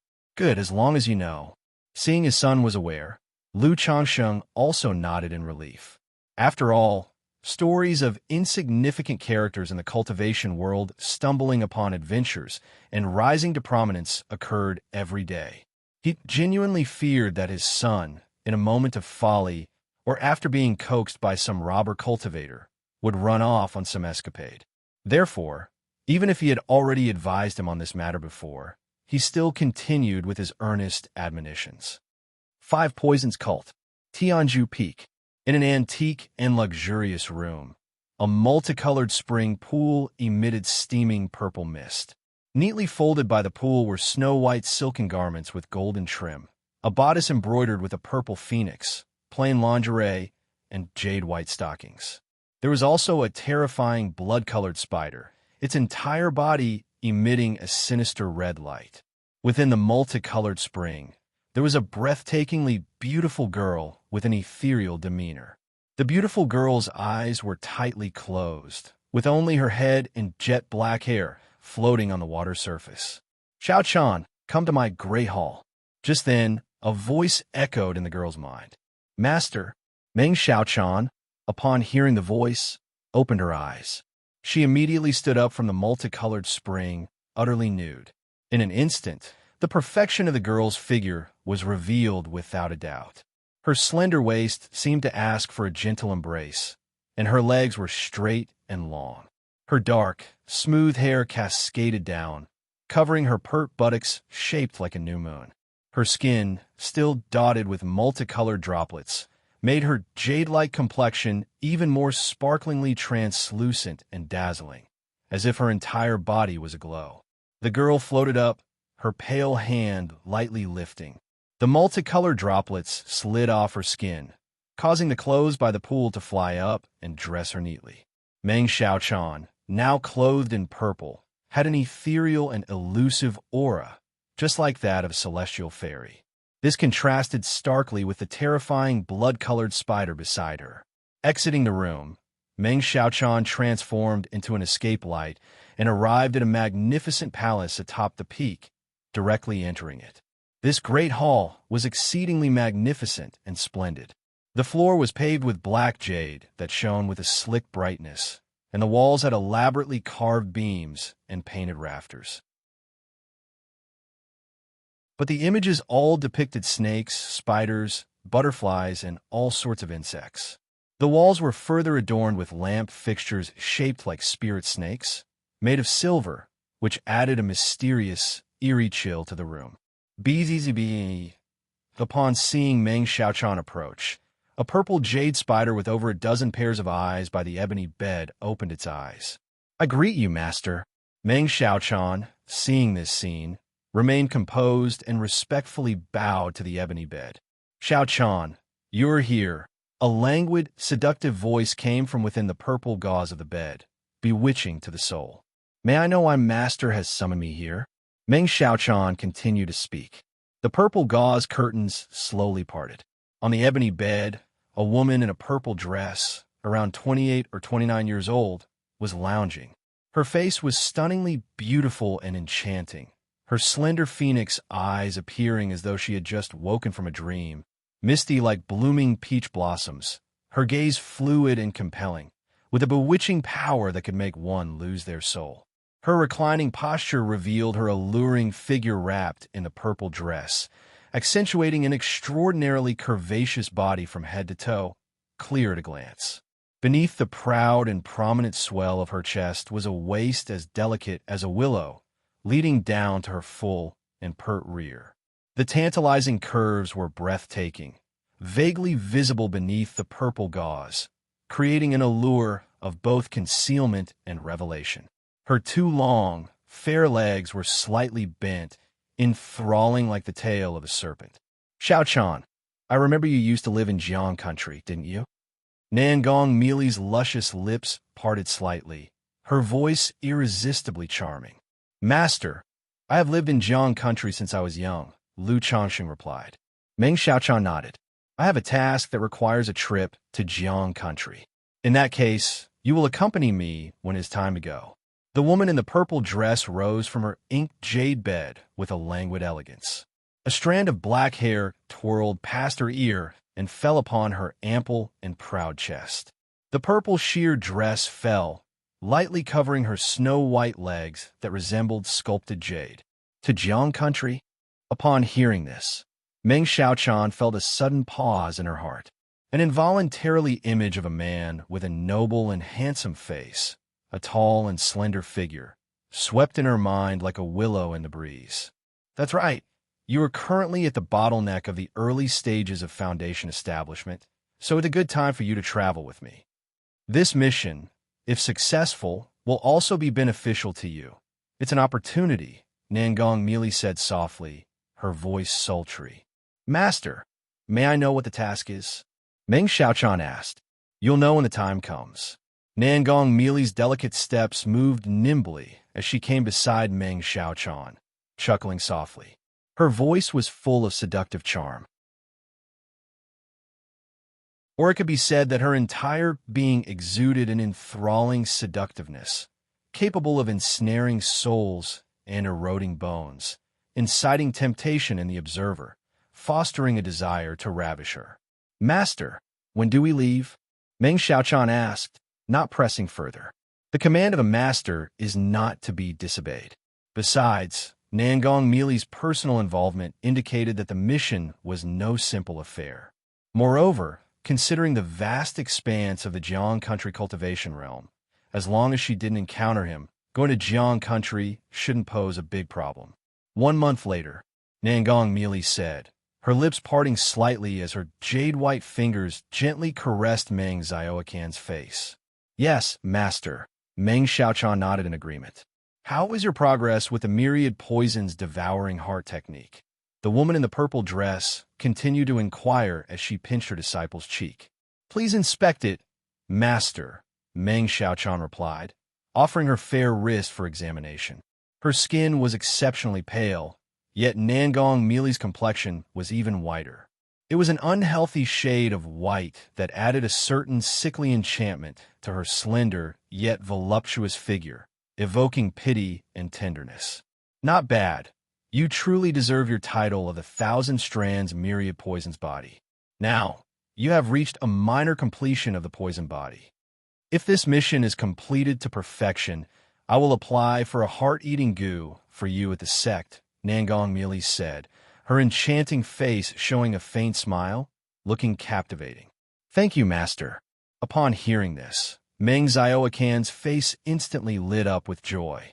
The 1,000 strands myriad poisons body is a type of spiritual body. The 5 poisons cult, incidentally, happens to have this spiritual body legacy. With the heart-eating goo, her myriad poisons devouring heart technique could reach major success. Not only would her mana be greatly enhanced by 50%, but her chances of achieving core formation would also increase by 50%. Providing her with a high likelihood of attaining true elixir. It's a pity I lost the Lockhart goo. Otherwise, with it, to become the holy maiden of the 5 poisons cult, there would have been no need for all this trouble. Meng Xiaochan sighed softly to herself. She remembered the Lockhart goo that was now in Lu Changsheng's hands. This Lockhart goo was a top-level earth spirit goo, nearing the level of a heavenly spirit goo. Even within the 5 poisons cult, it was exceedingly rare.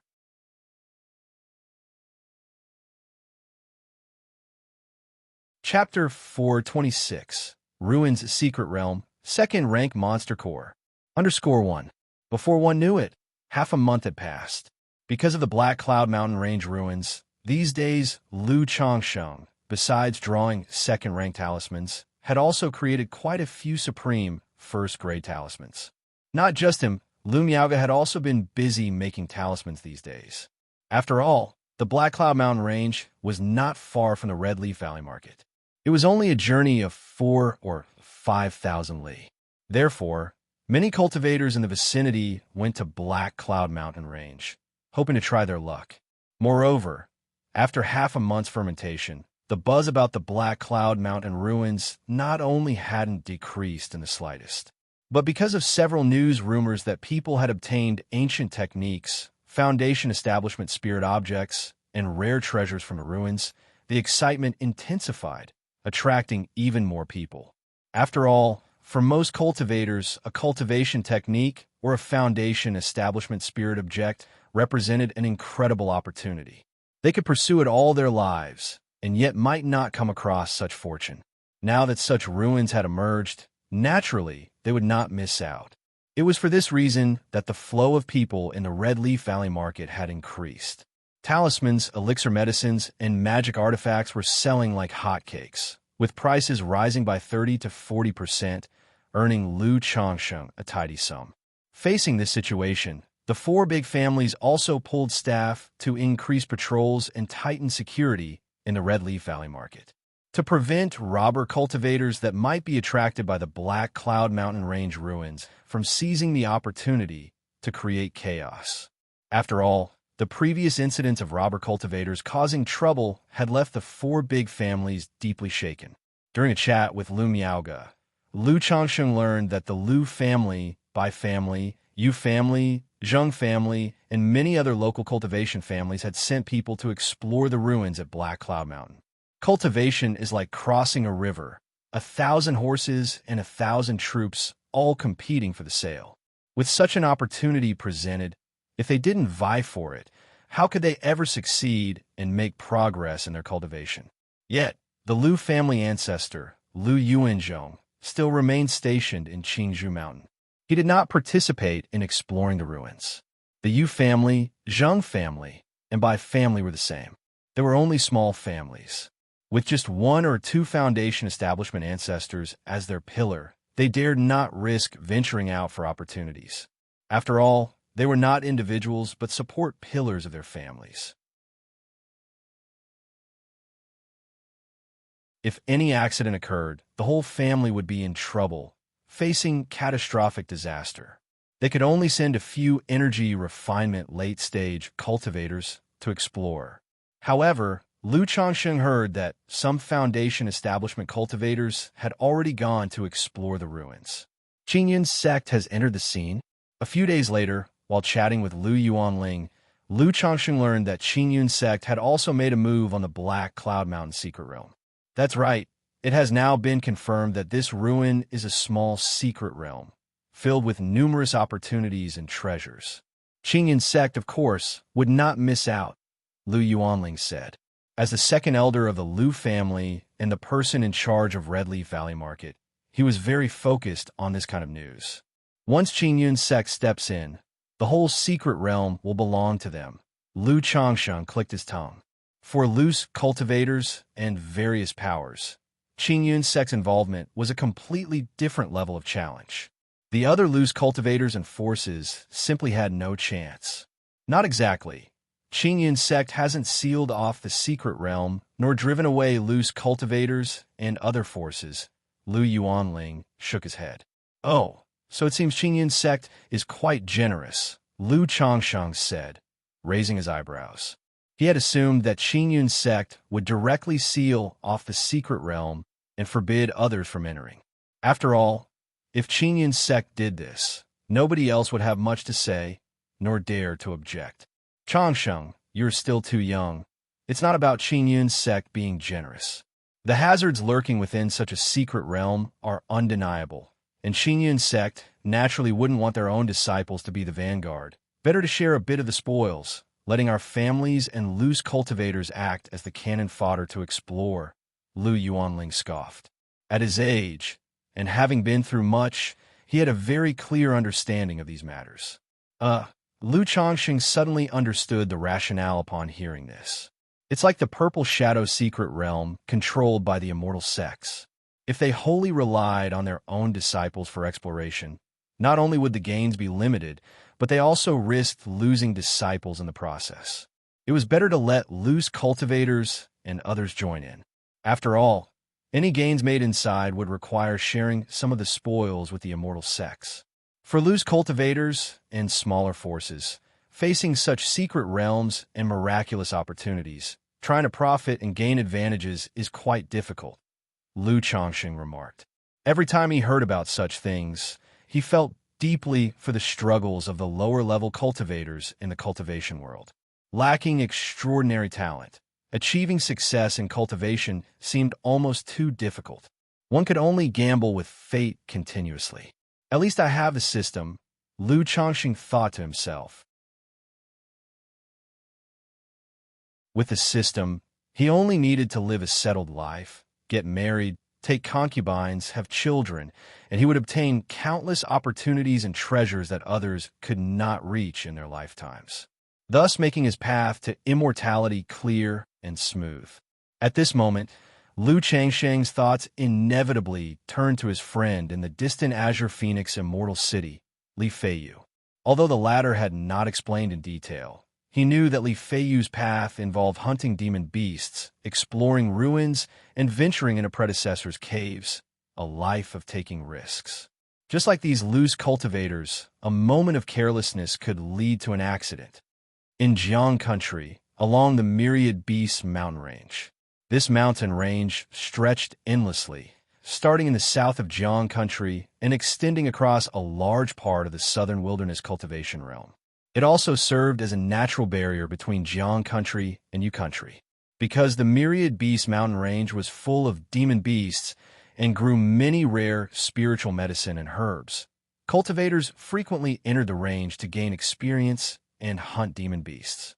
After all, for cultivators, every part of a demon beast was valuable. Flesh, fur, bones, all could fetch a good price. If one could come across young beasts or rare spirit grass, it would be an even bigger windfall. At this time, on the outskirts of the Myriad Beasts mountain range, 5 cultivators were besieging 2 blue serpentine demon beasts.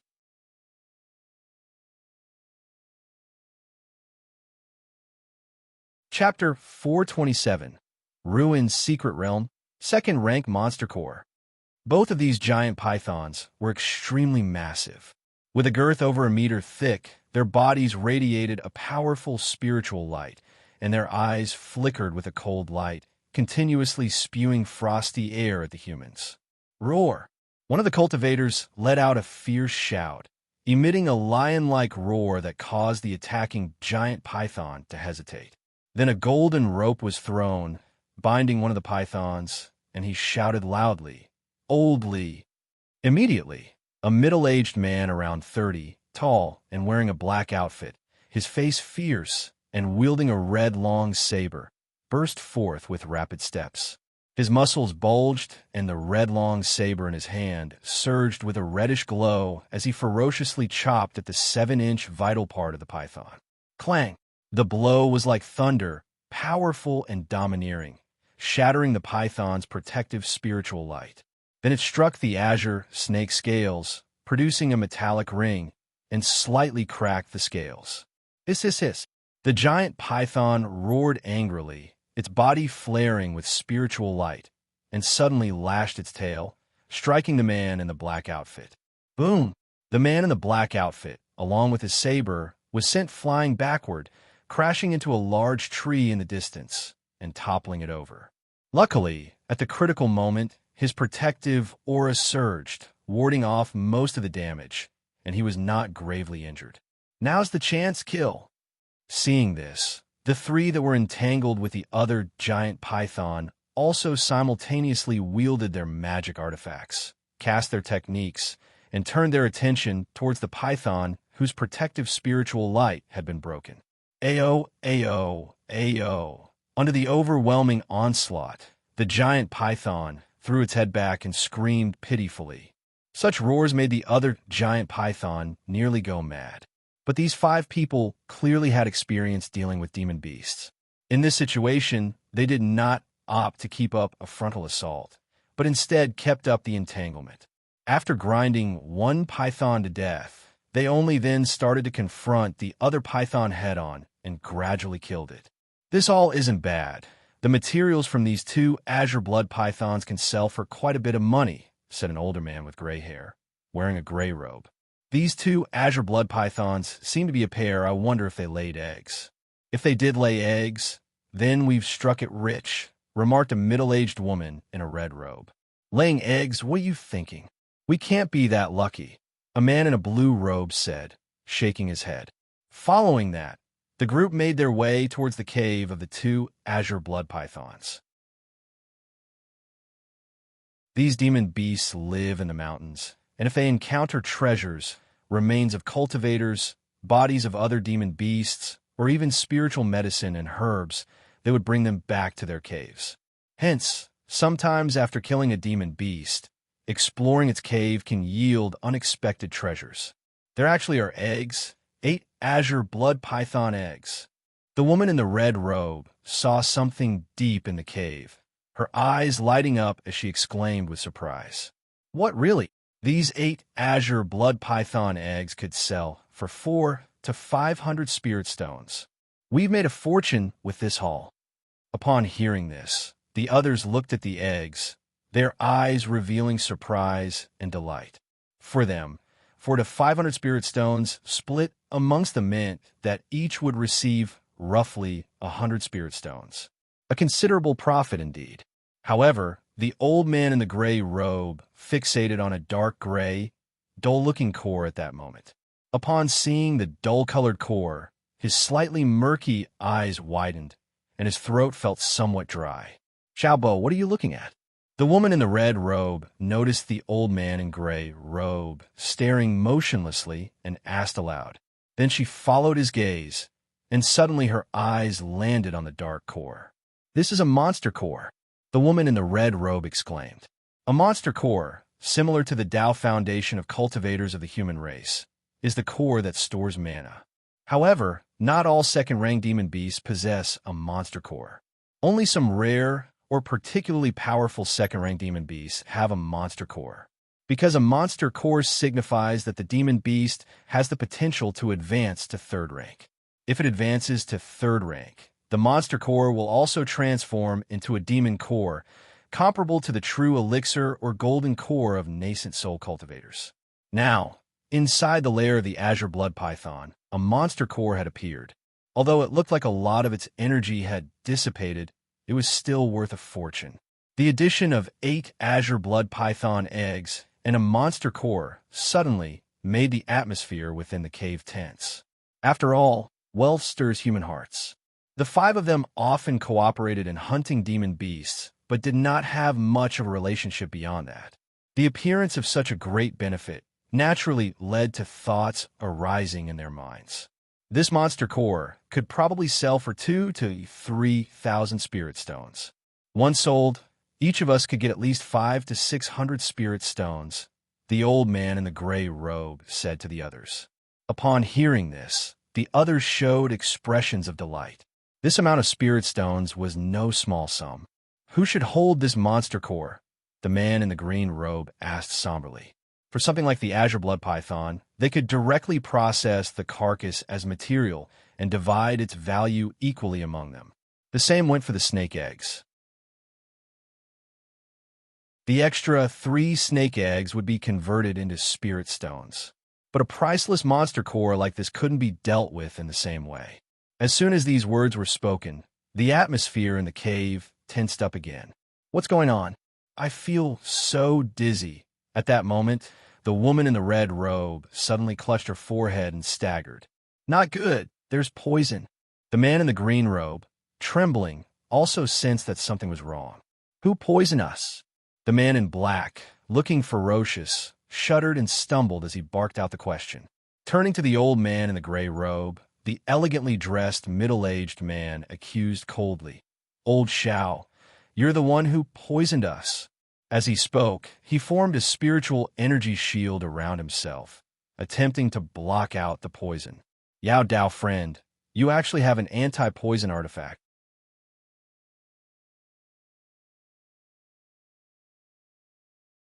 Chapter 428, Ruin's Secret Realm, Second Rank Monster Core. The elderly man in a gray robe looked at the refined gentleman with some surprise. His soul's severing powder was colorless and tasteless. Unless one had divine sense, ordinary cultivators couldn't detect it. So the fact that the refined gentleman hadn't been poisoned meant that he must possess some kind of poison-resistant treasure. Upon hearing this, the other three glared angrily at the elderly man in the gray robe. But at this moment, they could no longer speak, swaying as if about to fall, coughing up blood, and collapsing to the ground. Yao, fellow Taoist, I'm afraid your treasure can't completely block my soul, severing powder. You should hurry and leave while you can. The gray-robed elder continued to speak, his voice unhurried. Very well.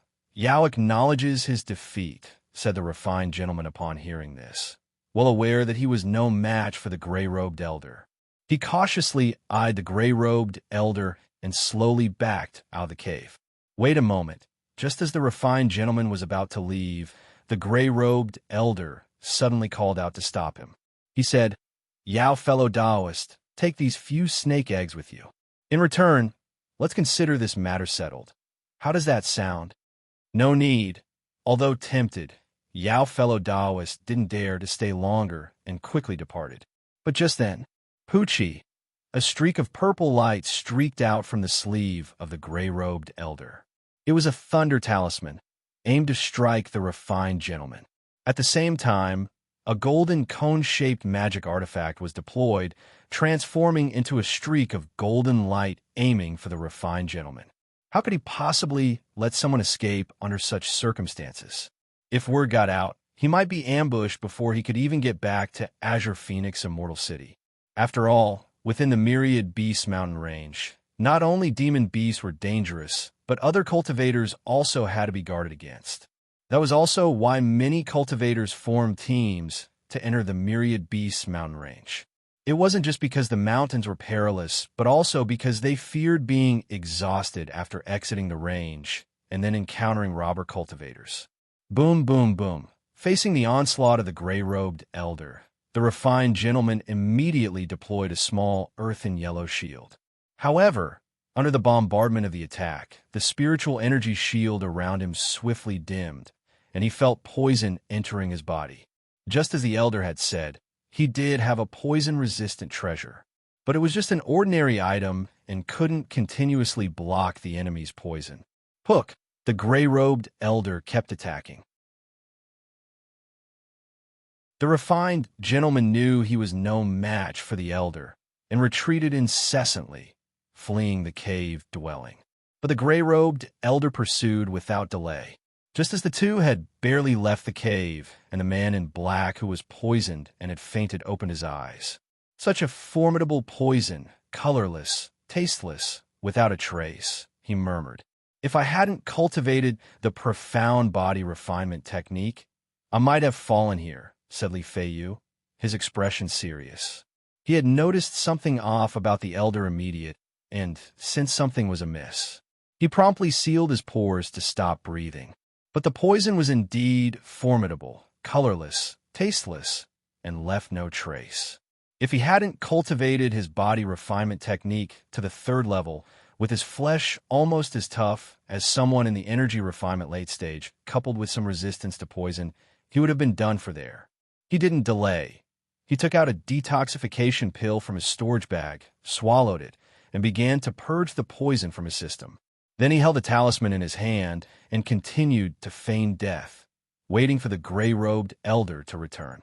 Before long, the gray-robed elder hurried back to the cave. His breathing was slightly disordered. In order to finish off the refined gentleman quickly, he had held nothing back. After this expedition, I can stop living this blood-shedding life, the gray-robed elder muttered, holding a second-rank monster core in his hand, his face showing delight. He was already over 60 and long past the possibility of foundation establishment. Now his hunting of demon beasts was for the sake of his descendants. However, At that moment, he suddenly sensed a scorching heat and a sharpness. Not good. The gray-robed elder subconsciously tried to form a spiritual energy shield. But the hastily constructed shield was immediately shattered by the fire talisman and the fierce and domineering blade aura. In the next instant, hook! The sound of blade piercing flesh could be heard. As the gray-robed elder's field of vision tumbled, he fell from air and saw a headless corpse. It was his own corpse, and standing behind the body was a robust man dressed in black, holding a red long blade. How is he not dead? With shock and unwillingness, the gray-robed elder's consciousness plunged into endless darkness. Huff! After slaying the gray-robed elder with a single cut, Li Feiyu exhaled deeply. The situation had been extremely tense for him as well. After all, the elder had a 9th-level energy refinement cultivation, while he was only at the mid-stage. His only reliance was his body refinement technique, which was at the level of the late energy refinement. He quickly collected the storage bags of several people in the cave. He then used the flame bullet technique to reduce the bodies to ashes. It might be dangerous to return to Azure Phoenix Immortal City alone, he mused.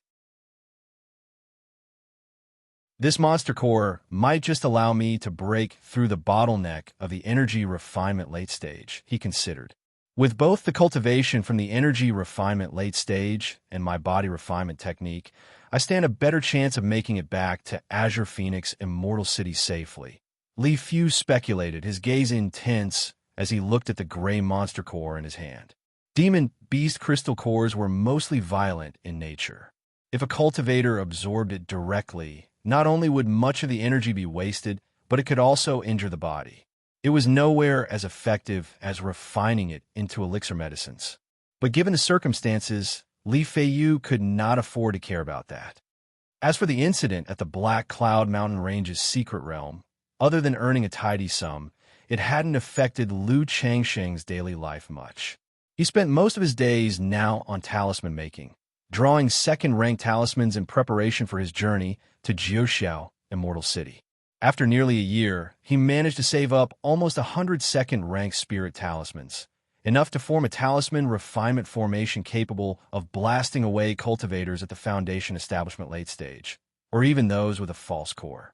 But when it came to making a talisman formation, one can never have too many talismans. The more talismans there are, the greater the power of the talisman formation.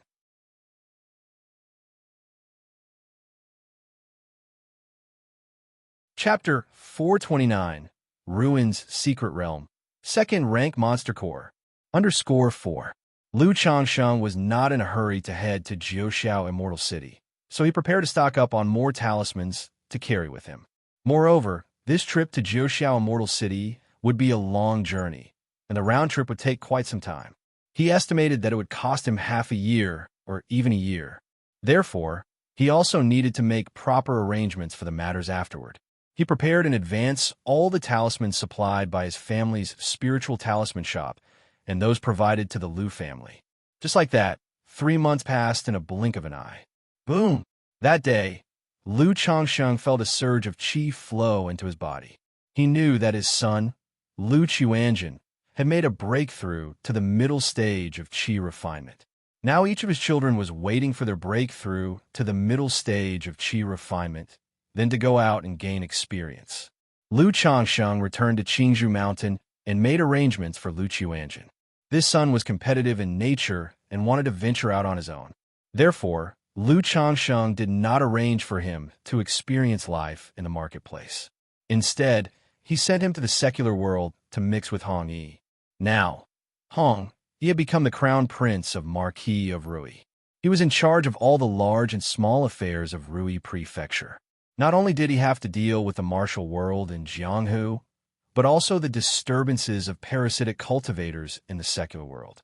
So, sending his son to the secular world not only allowed him to experience the martial world in Jianghu, secular cultivation, and broaden his horizons, but also ensured he wouldn't encounter too much danger. Brother Lu, rest assured, I will take good care of Qianjin, your esteemed nephew. Hong, he said to Lu Changsheng as he readily agreed to take the son with him for experience. Then he turned to a 12 or 13-year-old boy dressed in an embroidered robe and with an extraordinary bearing next to him, and said, "Xuanji, get along well with your brother Qiuanjin in the future. Treat each other like brothers and support each other." This young boy was named Hong Xuanji, the sixth son of Hong Yi, with a seventh-grade spiritual root, and was deeply adored by Hong Yi. "Yes, father." Hong Xuanji nodded in response to his father's words. He knew that his father's current position had a lot to do with Uncle Lu. Moreover, the present Lu Qiuanjin, who was only 3 years older than him but had already reached the middle stage of qi refinement, would be a valuable association for the future. "Qiuanjin, you must listen to your Uncle Hong in the future. If anything happens, just write a letter back home.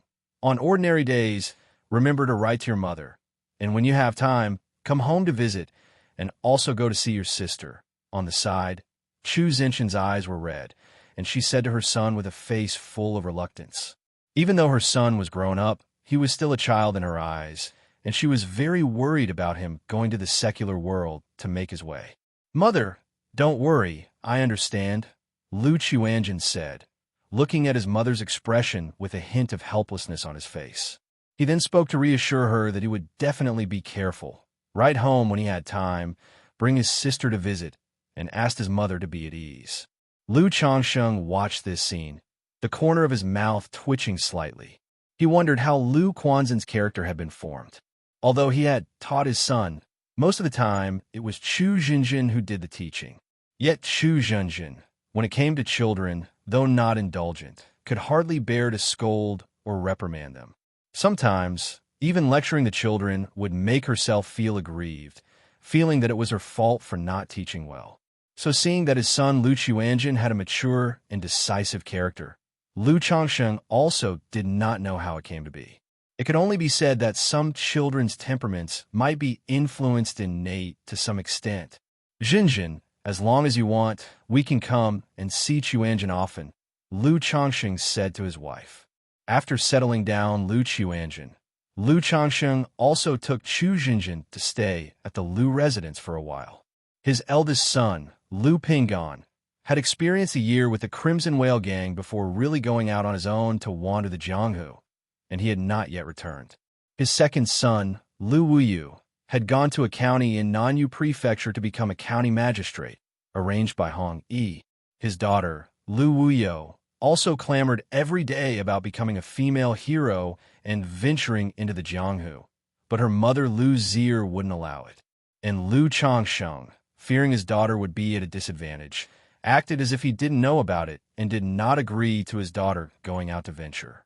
Now that Lu Changsheng and Chu Zhenxin had come to the Lu residence, his wife Lu Lanshu, Lu Qing'er, Lu Zier, and other concubines also talked with Lu Changsheng about their children's marriage affairs.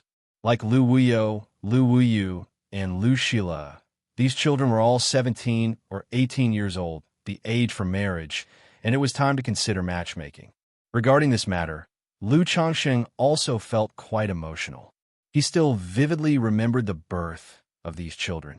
Unknowingly, they had grown up and were about to get married. In this regard, he let Lu Lanshu, Lu Qing'er, Lu Zier, and others handle the arrangements. But the marriage should be agreed upon by his children. After all, given his current situation, there was no need to consider weighing benefits in his children's marriages. The main thing was to let the children be happy and like it, and choose for themselves.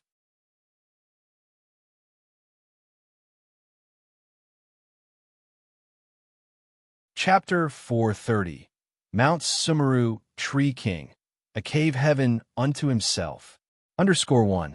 Lu Changsheng and Chu Zhenxin stayed in Rui Prefecture for a little over a month.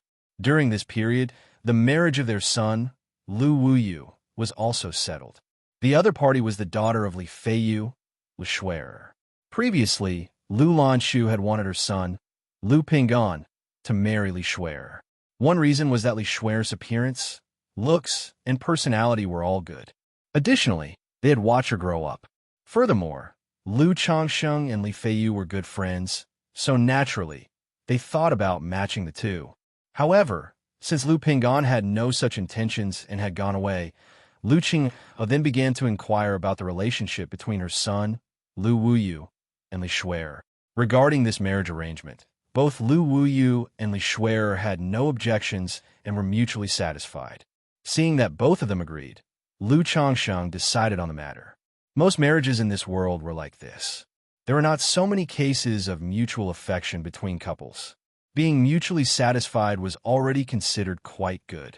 Immediately, the two families arranged the marriage, selected an auspicious date, and planned to hold the wedding in half a year. During the engagement, Lu Changsheng also met Li Feiyu's father, Li Zhengyang.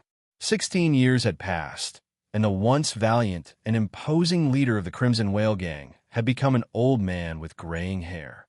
His face bore traces of illness. "I pay my respects to Uncle Li." Lu Changsheng approached and greeted him. "I pay my respects to Immortal Master Lu." Li Zhengyang looked at the man before him, still handsome and appearing to be in his 20s, who had seemed even more otherworldly and immortal than he did more than a decade ago, and respectfully bowed.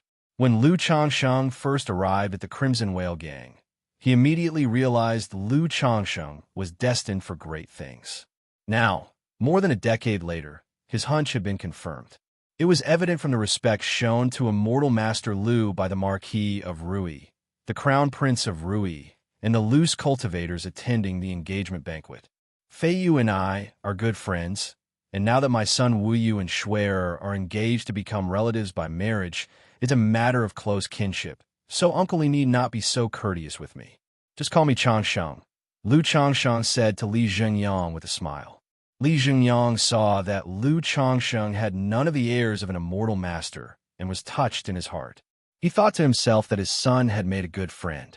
Li Zhengyang then addressed Lu Changsheng as his wise nephew and introduced his eldest son, Li Feihong, who is the current leader of the Crimson Whale Gang. During their casual conversation, the matter of marriage was confirmed, and Li Zhengyang also inquired about Li Feiyu's situation. When Li Feiyu had left, he had only briefly mentioned that he was heading to the cultivation world to make his own way, without saying much more. When faced with this topic, Lu Changsheng only mentioned that Li Feiyu was fine and was cultivating in an immortal city. He then presented Li Zhengyang with a bottle of healing pills. He could tell that Li Zhengyang must have either overexerted himself in martial training when he was young or suffered some internal injury, leading to his poor health now. This engagement banquet brought much joy to the Lu residents. After all, it was the Lu family's first engagement and wedding preparations. "I wonder how Pingan is doing. It's been over a year, and he hasn't even written a letter home." Seeing that Lu Wuyu had become engaged and would be married in half a year, Lu Lanshu began to mention her son Lu Pingan. "Pingan said he would be out for at most 3 years, so I estimate he will return in another year or two," Lu Changsheng voiced comfortingly. He knew that his wife was still not in agreement with Lu Pingan going away. Her mention of it now made him think of his eldest son as well. He wondered where Lu Pingan was traveling now and how his journey was going. In Jiang Country, Jiangzhou, Guangling County. That white tiger demon must be on this mountain, right? As Lu Pingan passed through a village, he heard that there was a white tiger living on the mountain that frequently attacked humans. It had scared the villagers to the point where they dared not go into the mountains to hunt anymore. So, he decided to take a look and rid the people of this threat. As he reached the middle of the mountain, he heard a deafening roar from a fierce beast. He rushed towards the sound in the mountains. In a short while, he saw a ferocious white tiger, about 3 meters tall, chasing after a girl clothed in black. But this was not a one-sided pursuit. The girl in black was a cultivator. As she ran, she controlled a pitch-black flying sword, attacking the white tiger. This caused the white tiger to be covered in blood and maddened with rage, lashing out to bite anyone it could. This white tiger must be the white tiger demon the villagers spoke of. "It seems to have truly become a demon beast," exclaimed Lu Pingan upon seeing such a ferocious creature. He realized that this white tiger had evolved beyond a mere wild beast and had become a demon beast.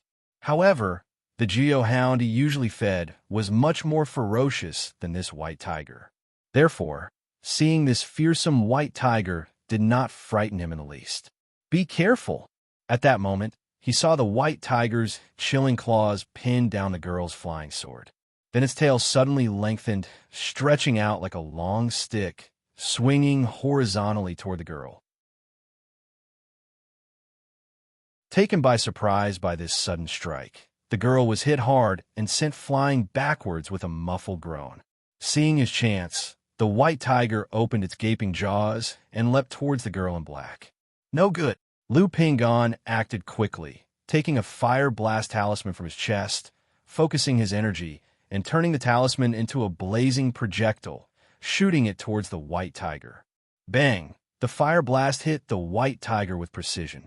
It plunged to the ground with a thump, letting out a mournful howl, its body scorched by the blast, its flesh torn and skin charred.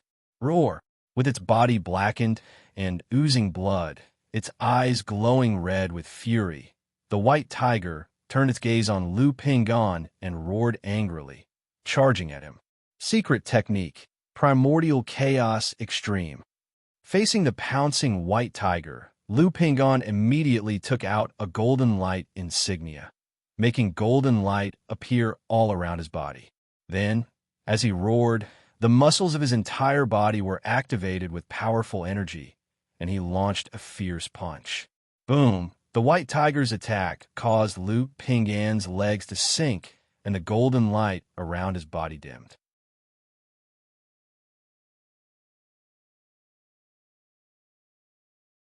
Chapter 431. Mount Sumeru, Tree King, a cave heaven unto himself. But Lu Pingon's terrifyingly powerful punch also made the white tiger wail, a sound of bones shattering echoing within its body. Die! At that moment, the girl seized the opportunity, forming seals with her hands, causing her flying sword to burst forth with sharp energy, slashing toward the white tiger's neck.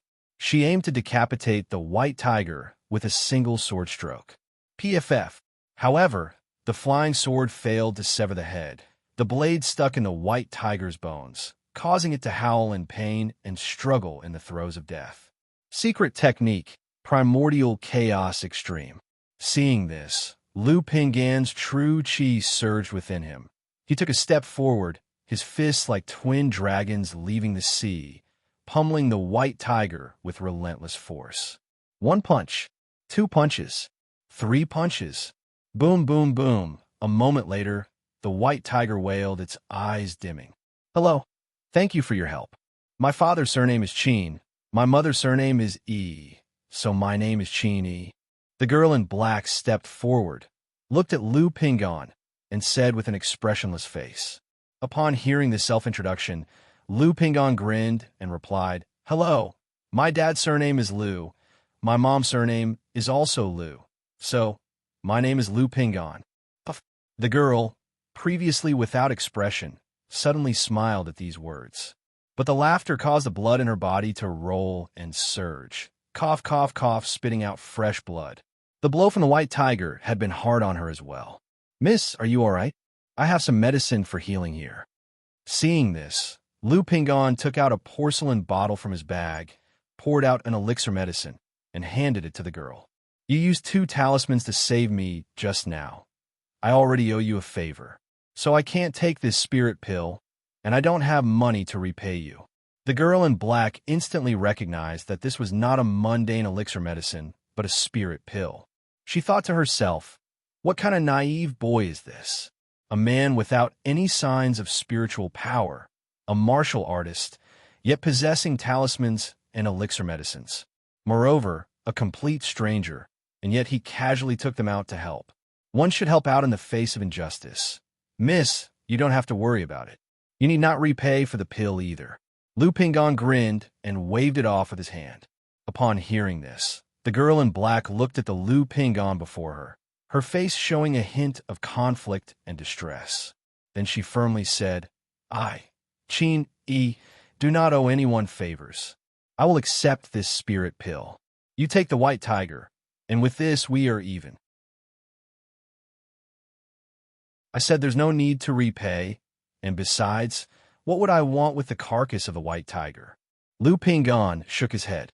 This white tiger demon could sell for more than 20 spirit stones, and you're saying you don't want it? Aren't you here specifically to hunt this white tiger demon?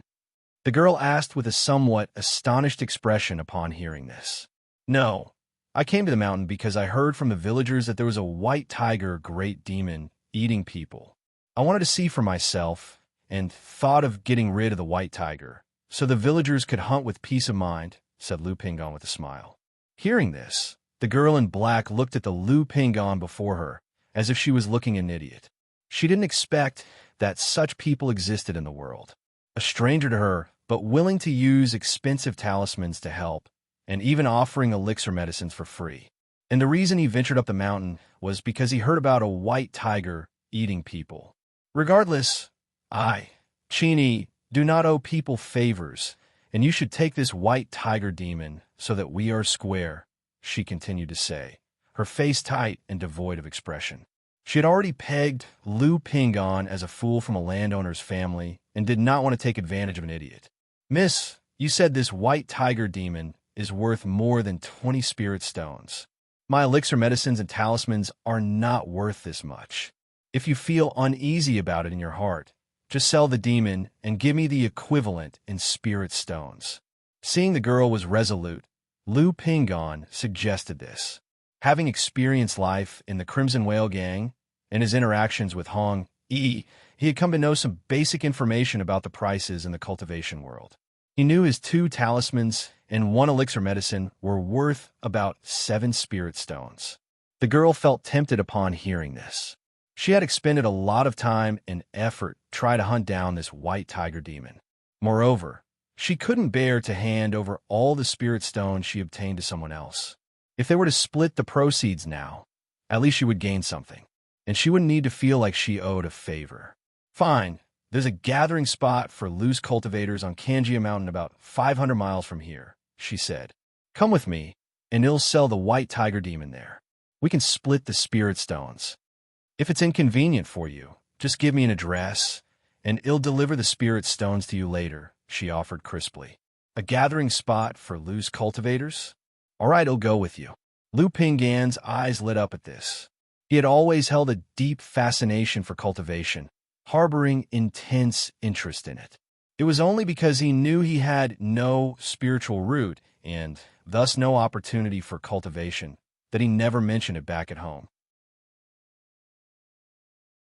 Now, hearing the girl mention a market for loose cultivators immediately sparked his curiosity, and he wanted to see for himself.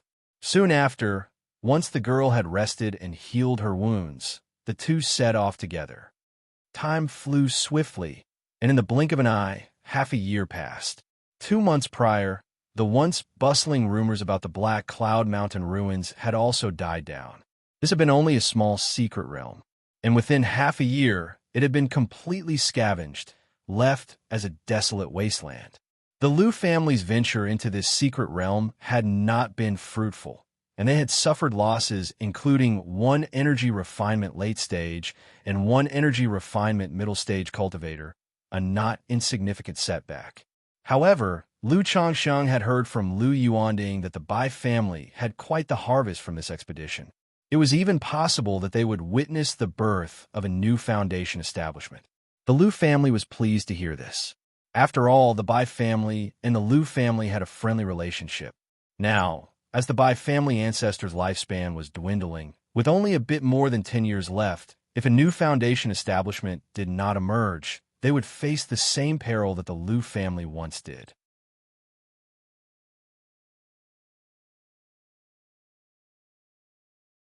Chapter 432 Mount Sumeru, Tree King, a cave heaven unto himself. And the cooperation of the 4 major establishments in Red Leaf Valley Market will also face problems because of this. Congratulations to the host for reaching a progeny count of 150. You have been awarded an advanced level draw. On this day, Liu Changsheng's 150th child was born. This child did not have a spiritual root. But as this child was born, a system prompt sounded. Advanced draw. When Lu Changsheng heard this system prompt, his heart surged with surprise. He had previously thought that he would need 200 children to qualify for the draw based on the quantity of his offspring. He did not expect that 150 would suffice, and it was an advanced draw, no less. This made him extremely pleased. After all, from a previous advanced draw, he had obtained a heaven-reaching spiritual treasure. Although this heaven-reaching spiritual treasure was somewhat lacking, without an artifact spirit, it was still a heaven-reaching spiritual treasure. It had greatly expedited his progress with the 100 treasures body refinement technique, and he estimated that in another year's time, he would be able to break through to the 5th layer.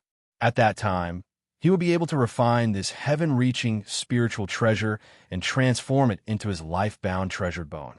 System draw. Without further thought, Lu Changsheng inwardly chanted. He wanted to see what he could obtain from this advanced draw. After all, ordinary draws were now hardly surprising to him. Instantly, an advanced draw wheel with only 4 options emerged. As Lu Changsheng's mental spirit slightly stirred, the draw immediately commenced. Before long, the golden light slowly diminished, eventually stopping on the spiritual pet treasure section. Another spiritual pet treasure?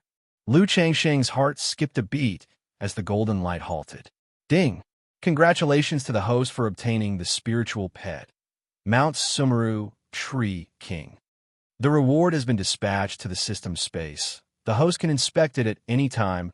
A divine tree pattern, resplendent with gold and jade, shimmering with the light of dawn, emerged from the draw wheel, accompanied by a system prompt. Spiritual pet, Mount Sumeru Tree King. Lu Changsheng furrowed his brows slightly when he saw the reward from his draw. He immediately realized that he must have drawn a spiritual pet related to the celestial and earthly spirit plants.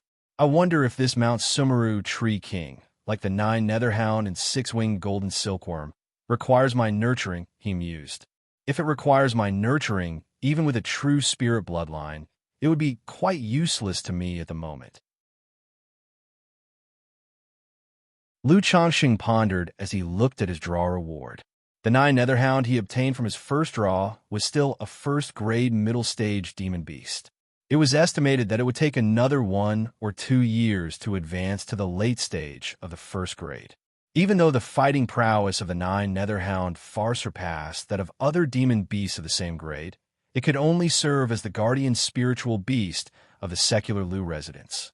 The 6-winged golden silkworm he drew the second time had slightly more combat power than the 9 netherhound, but there was no telling how long it would take to grow its second pair of wings.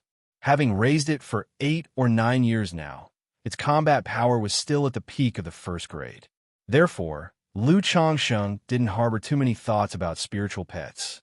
His mental spirit stirred slightly as he looked towards the Mount Sumeru Tree King in the system space. Spiritual pet, Mount Sumeru Tree King. Grade, lower true spirit. Description: in ancient times, the Lotus Lamp Buddha obtained a half-branch of the world tree and planted it on Mount Sumeru, nurturing it to life. It currently possesses the strength of the 3rd rank, harbors a world within its body, forming its own cave heaven, and thrives continuously. Lu Changsheng was taken aback as he read the description of the Mount Sumeru Tree King. A strength of the 3rd rank meant that this Mount Sumeru Tree King did not require slow nurturing like the 9 netherhound or the 6-winged golden silkworm. It had the strength of the core formation stage right away. Not only that, this Mount Sumeru Tree King also harbored a world within its body, forming its own cave heaven, thriving continuously. This ability genuinely excited Lu Changsheng. In the cultivation world, there's a kind of treasure known as cave heaven treasure.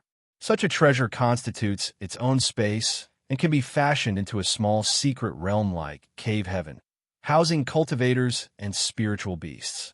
It can even nurture treasures like the spiritual eye spring to form spirit veins, allowing cultivation within, as well as the planting of spiritual medicine and spirit fields, serving as a mobile dwelling. And now, this Mount Sumeru Tree King possessed such an effect, harboring a world within its body, inherently forming a cave heaven. The cave heaven inside the body of the Mount Sumeru Tree King can completely serve as the core land for our future family. It's just uncertain whether this Mount Sumeru Tree King can currently transform. If it can't transform, then we must find a piece of land rich in spirit veins to plant this Mount Sumeru Tree King. Moreover, the strength of this Mount Sumeru Tree King requires a high grade of spirit veins, at least second rank, or even third rank spirit vein. Lu Changsheng looked at the Mount Sumeru Tree King in the system space, but did not extract it. Just looking at the description alone, he felt that this tree was many times larger than the luminous treasure tree he had obtained before. Once extracted, it would be revealed outright. If it couldn't transform and move, such a heavenly spirit plant, once noticed, would likely shake the entire Qingyun sect and the cultivation world of Jiang country. Moreover, the higher the grade of the demon beast, the harder it is to transform. So he felt that this Mount Sumeru Tree King probably couldn't transform. It seems that securing the spirit land and establishing the family must be accelerated. Only by establishing our own family and owning our own family spirit land can we conveniently release this Mount Sumeru Tree King. And by then, having a great demon at the core formation stage in the family will allow us to develop with peace of mind. Lu Changsheng took a deep breath and exhaled long. He knew that this Mount Sumeru Tree King must be planted at his home and then hidden well with a formation. Otherwise, such a plant could easily attract trouble. She had sent a letter before, asking if I wanted to participate in the 100 Arts Conference, and I chose to defer. It seems that at the next 100 Arts Conference, I must enter the Qingyun sect in this way, and then see if I can obtain a top-quality spirit land through the sect. Lu Changsheng murmured to himself. For acquiring the family spirit land, he still preferred to go through Qingyun sect. See if he could obtain a top-quality spirit land through the sect. If that didn't work out, then he would consider the Red Leaf Valley market. After all, with so much effort and many family powers settling in the Red Leaf Valley market now, it wouldn't be easy to secure it through the Lu family without paying a significant price. I've already stored over 200 second-rank talismans, and the Spirit Talisman for the Lu family and the Peace Talisman Hall are also ready. After Wai's wedding, I can almost set out for Jiuxiao, Immortal City. In Jiuxiao, Immortal City, after completing the procurement of materials for the 99 Mysterious True Strategy, third-rank talisman materials, and second-rank alchemy materials, my overall strength will also rise to another level. When I return, Sister Miaoga will also be almost ready for foundation establishment. I can also take this opportunity to state outwardly that this trip is to go to the Immortal City for foundation establishment, thus revealing my foundation establishment strength. Afterwards, through Shiyu, get the slot to participate in the 100 Arts Conference, enter Qingyun sect, and secure Spirit Land. By then, the children at home should almost be ready to manage the family affairs for their old father. Regarding the establishment of the family, we only lack an array now. If we still haven't drawn an array by then, I'll hire an array master from Qingyun sect and then study some simple formations myself. Lu Changsheng was calculating his future plans in his mind. Through half a year of talisman making, he had stored over 200 second-rank spirit talismans on his person. Due to material reasons, most of these talismans were of low and middle grade, with only a small portion being superior grade talisman, but was already sufficient. If all these talismans were to be used, Lu Changsheng felt that even a false core immortal would certainly meet their death. So this trip to Jiuxiao Immortal City for a major procurement would basically be free of danger. There's still half a month until Wai's wedding day. I should almost head over. Lu Changsheng stopped pondering and rose from his study. In the courtyard, Lu Miaoyun and her children were feeding a big bird that was pure like green jade. This bird was the green jade luan bird that had hatched not long ago. Since it had just been born, it couldn't serve as a mount in the short term. So Lu Changsheng candidly gifted it to Lu Miaoyun, to her delight, and to the envy of Chu Zhenjin, Lu Miaohuan, and the others. Yuner, since Wai's wedding day is approaching, call Zhenjin and Huan are over, and let's all go together. Lu Changsheng said to Lu Miaoyan. After all, it was his son's first wedding. As a father, he naturally had to attend the wedding. And with Lu Miaoyun, Chu Xinjin, and Lu Miaowan being the principal wives, he felt it was appropriate for them to be involved in such an occasion as well. Yes, husband. Hearing this, Lu Miaoyan immediately handed the bird feed to the children and went to notify Chu Xinjin and Lu Miaowan. The other children, upon hearing the news, all expressed keen interest and the desire to join. But Lu Changsheng's spirit boat could only carry 12 people. So he decided to take along his sons Lu Yun, Lu Huaizhen, Lu Qingshan, Lu Qingzhu, and a few others.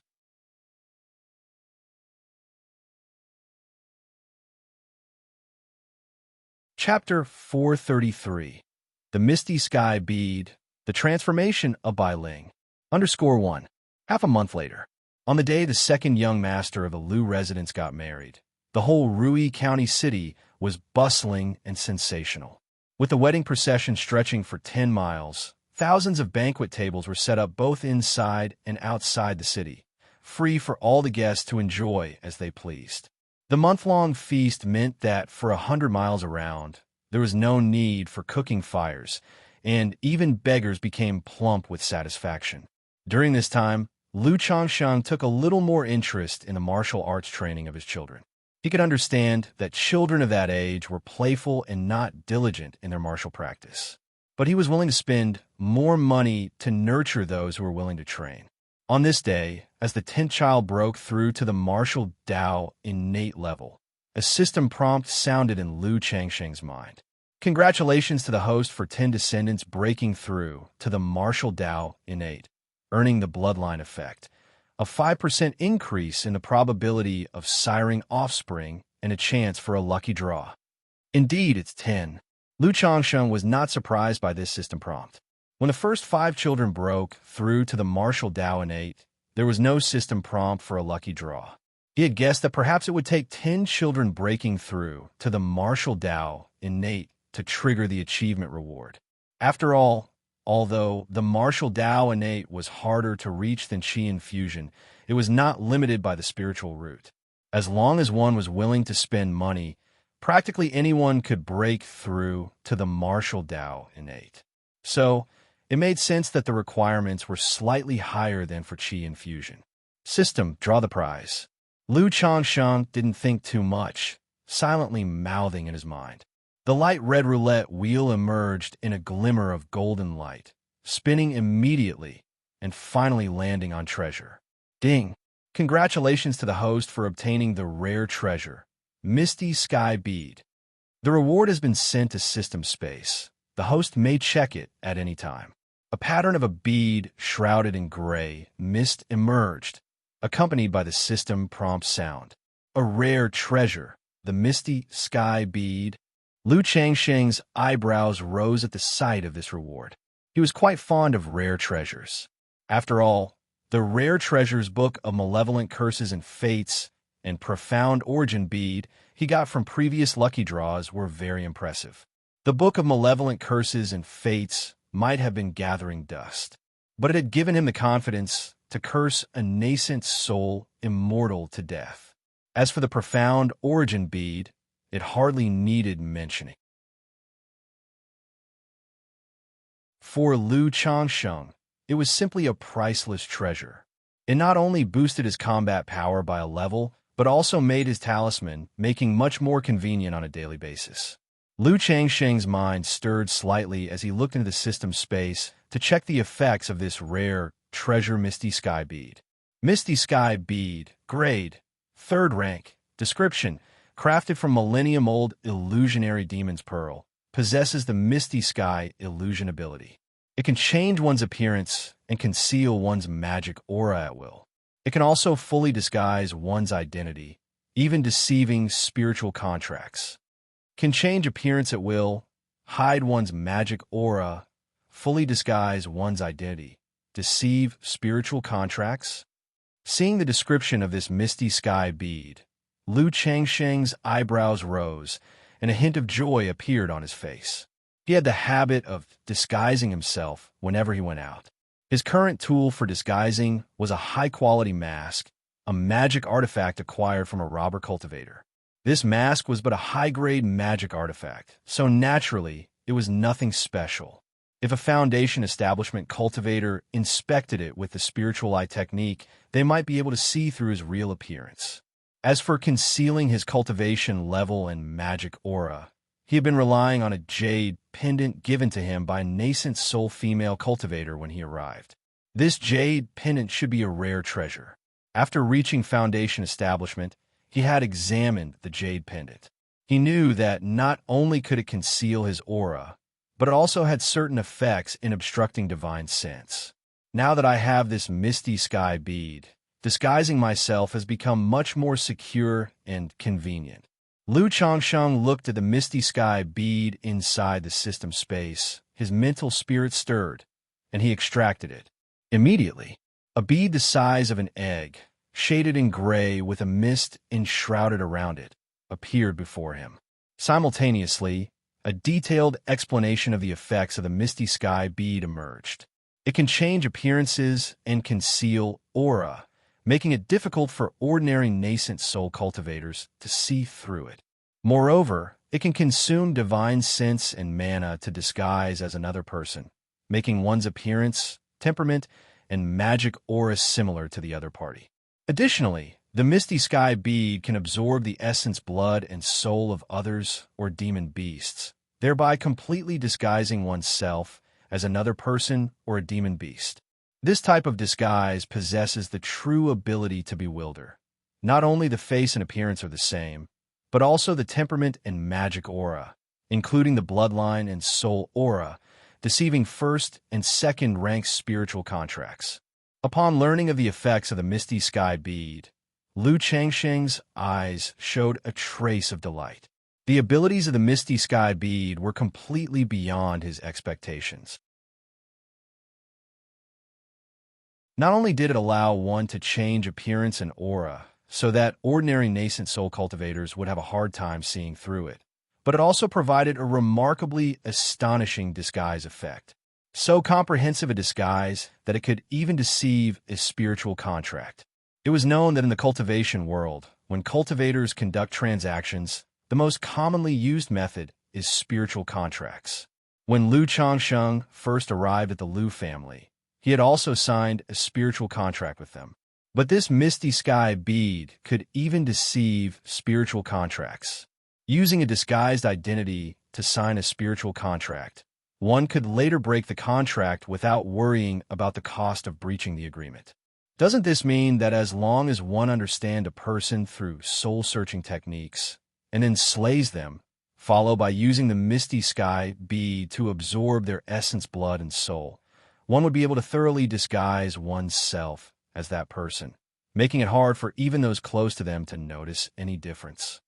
Lu Changsheng suddenly felt a chill about the capabilities of the misty sky bead. According to the introduction, such a level of disguise could be considered perfect. Not only could it deceive spiritual contracts, but many techniques that sense bloodlines would also struggle to unearth any loopholes, real or fake. Of course, this kind of disguise was not without its flaws. The process of disguise consumed both mana and divine sense.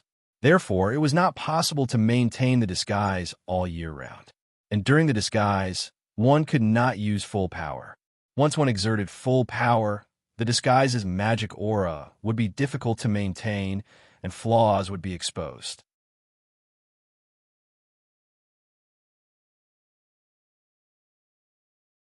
Chapter 434. The Misty Sky Bead. The Transformation of Bai Ling. But as a third-rank exotic treasure, this effect was already quite astonishing. Sure, right then, Lu Changsheng sat cross-legged and began to refine the misty sky bead in his hand. He wanted to experience the effect of this misty sky bead.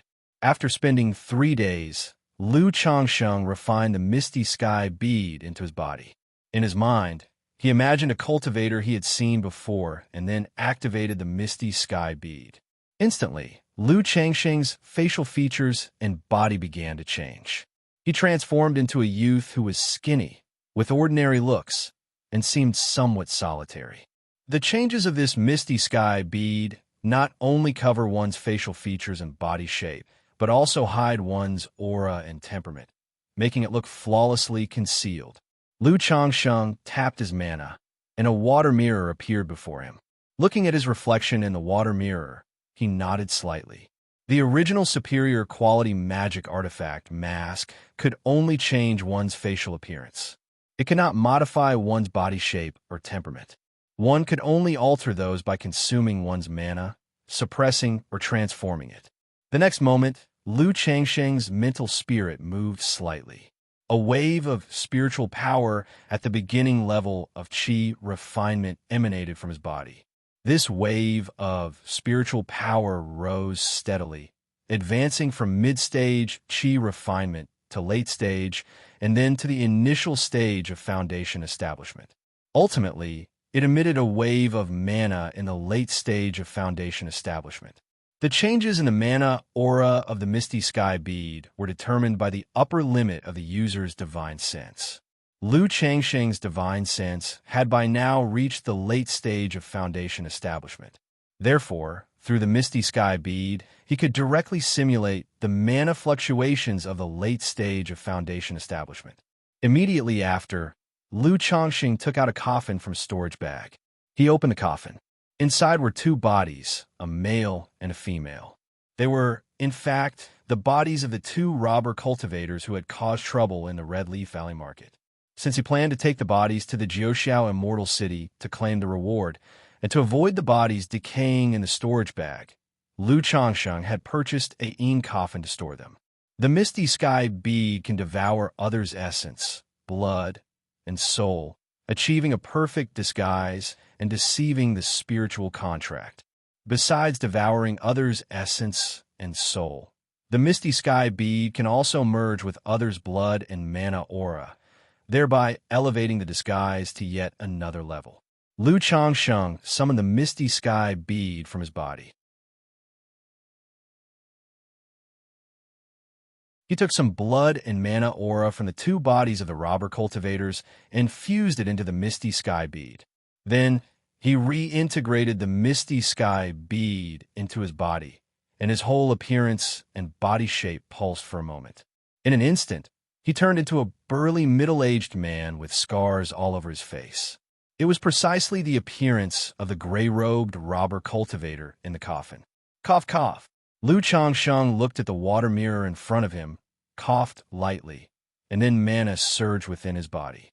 His face, body shape, voice, temperament, and even his mana aura were exactly like the gray-robed robber cultivator in the coffin.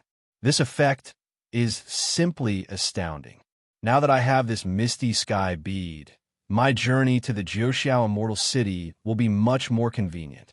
After a brief experimentation with the Misty Sky bead, Lu Changsheng was very satisfied with its effects as an exotic treasure. Now that the preparations are nearly complete, I can get ready to head to the Xianxia Immortal City. Lu Changsheng returned to his true appearance. Considering that his trip out would take a long time, Lu Changsheng also arranged and handled some family affairs for the time ahead. First, he went back to Qingzhou Mountain with his wives, Lu Miaoyun and Chu Jinjin, and then he went to the Red Leaf Valley Market. Through a shop subdued by the Lu family, Lu Xianxia from now on, this shop will be under your full management. In this storage bag, there are 500 spirit stones. You can buy whatever puppet materials you need, and if there are any issues, go to Gao He or your Auntie Miaoga. If you ever run short on spirit stones, you can get an advance from your Auntie Miaoga. Lu Changsheng took his son to the shop they had acquired, pulled out a storage bag, and spoke. The location of this shop was not great. It was of almost the same grade as the shop Hong he had bought before. However, Hong he had only spent 1,800 spirit stones to acquire his shop, whereas Lu Changsheng had spent 2,300 spirit stones on this shop. This price, even with the Lu family's influence, was discounted. That is to say, the price of shops in the Red Leaf Valley Market had risen by 500 spirit stones in the past 8 years. Thank you, Father. Lu Xianxia looked at the shop before him and the storage bag, beaming with excitement. Although Lu Changsheng had mentioned getting him a shop before, at this moment, seeing such a shop and so many spirit stones, he was somewhat overwhelmed. However, upon hearing Lu Changsheng's following words that he should go to Gao He or Lu Miaoga for anything, he couldn't help but ask, "Dad, do you have something busy to attend to?" "Yes, your father has some matters to attend to and needs to go out for a while, so I won't be around for the coming time." Lu Changsheng nodded and said, "Dad, will you be out for a long time?" Lu Xianji continued to inquire. He knew that his father seldom traveled far. Apart from occasional trips to Rui Prefecture, he was usually either at Qingzhou Mountain or at the Redli Valley Market. "About a year," Lu Changsheng responded directly, without hiding anything. He patted his son's shoulder and continued, "That's why you need to be careful with everything in the coming time. Later, when Rui breaks through to the middle stage of Qi refinement, she will come over too. You don't need an entire shop for your puppetry at this stage. So when the time comes, you can share half with Rui and let her bring some talismans from the Lu family to sell and learn to manage these affairs." Lu Changsheng instructed. His third child with a spiritual root, Lu Rui, was currently at the bottleneck of the third level of Qi refinement.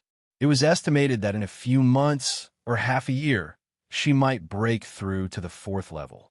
By then, in his absence, Lu Miaoga would bring her over and entrust her to Lu Xinji.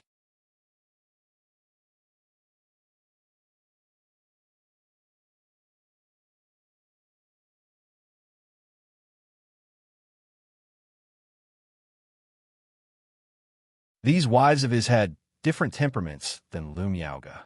They let him know of their reluctance and asked him to be careful on the road while inquiring about the matter. Lu Changsheng naturally couldn't say that he was heading to Jiuxiao Immortal City. If he mentioned going to Jiuxiao Immortal City, his wives would definitely say it was dangerous and try to prevent him from going. So he said it was just a gathering with old friends and then some business. After that, he took care of all his concubines and children. On this trip to Jiuxiao Immortal City, I can also buy a large amount of high-rank breakthrough elixir materials. Once I return, I will refine a few batches myself and let Yuner, Huan, Jinjin, and Jiyu all break through the energy refinement late stage. Lu Changsheng thought to himself as he looked at his wise cultivation levels. Since they hadn't been having more children in recent years, Lu Miaoyun, Lu Miaohuan, Xia Jiyu, and the others had time to practice cultivation. All of them had reached the 6th level energy refinement. That bottleneck from a middle stage energy refinement to the energy refinement late stage. If they did not have the help of breakthrough elixirs, breaking through would be difficult. As for Chu Jinjin, since she wasn't very attentive to cultivation and spent most of her time on the children, she was still at the 5th level energy refinement. Lu Changsheng didn't say much about this, letting her be herself. After all, if it came down to serious practice, most of his wives and concubines weren't exactly ardent in their efforts. Like Lu Miaohuan, for instance. With her talent, if she had been diligently practicing, she should have broken through the energy refinement late stage by now. At this rate, I'm afraid the person with the second highest cultivation level in my backyard will be Bai Ling.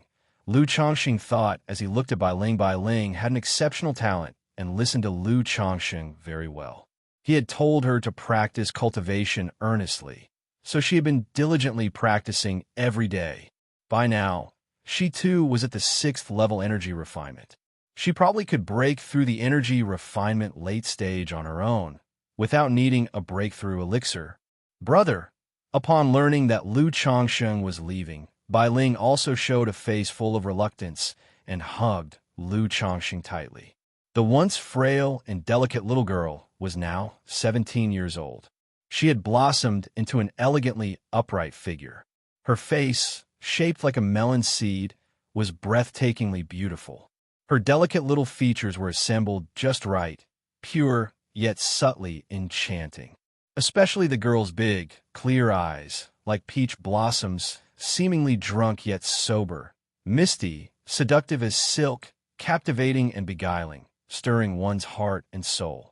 This enchantment, perfectly harmonized with her overall innocence and loveliness, seemed neither conflicting nor conspicuous.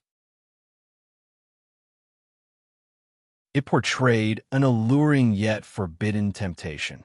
Adding to that, Bai Ling's naturally timid and well-behaved demeanor made one want to tease her even more. Good girl, linger. Lu Changsheng had watched the little girl grow up and, out of habit, fondly rubbed her small head.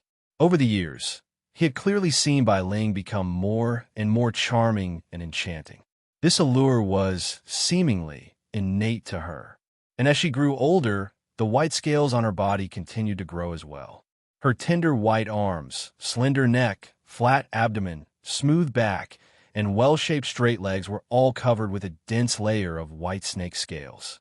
To this day, Lu Changsheng still hadn't figured out what was the deal with Bai Ling's snake scales. But these scales, much like Bai Ling's pure allure, blended perfectly with her fair and delicate skin, not looking out of place at all, as if she was wearing a form-fitting scale armor dress, an exotic charm of its own. It led Lu Changsheng to speculate whether Bai Ling had demon race bloodlines. As far as he knew, some people with demon race bloodlines in their ancestry would occasionally have a slim chance of their bloodlines reverting. If bloodline reversion occurred, signs of demonic traits would appear. So on this trip to Xianxia Immortal City, Lu Changsheng also wanted to see if he could find any related information. After all, the Grand Immortal City is bound to have a broader range of material and information than a small marketplace.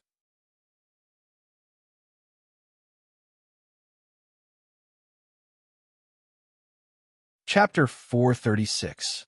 After leaving Qingzhou Mountain, Lu Changsheng transformed into a robust, valiant-looking middle-aged man and flew towards the Nine Dragons Market on a spirit boat.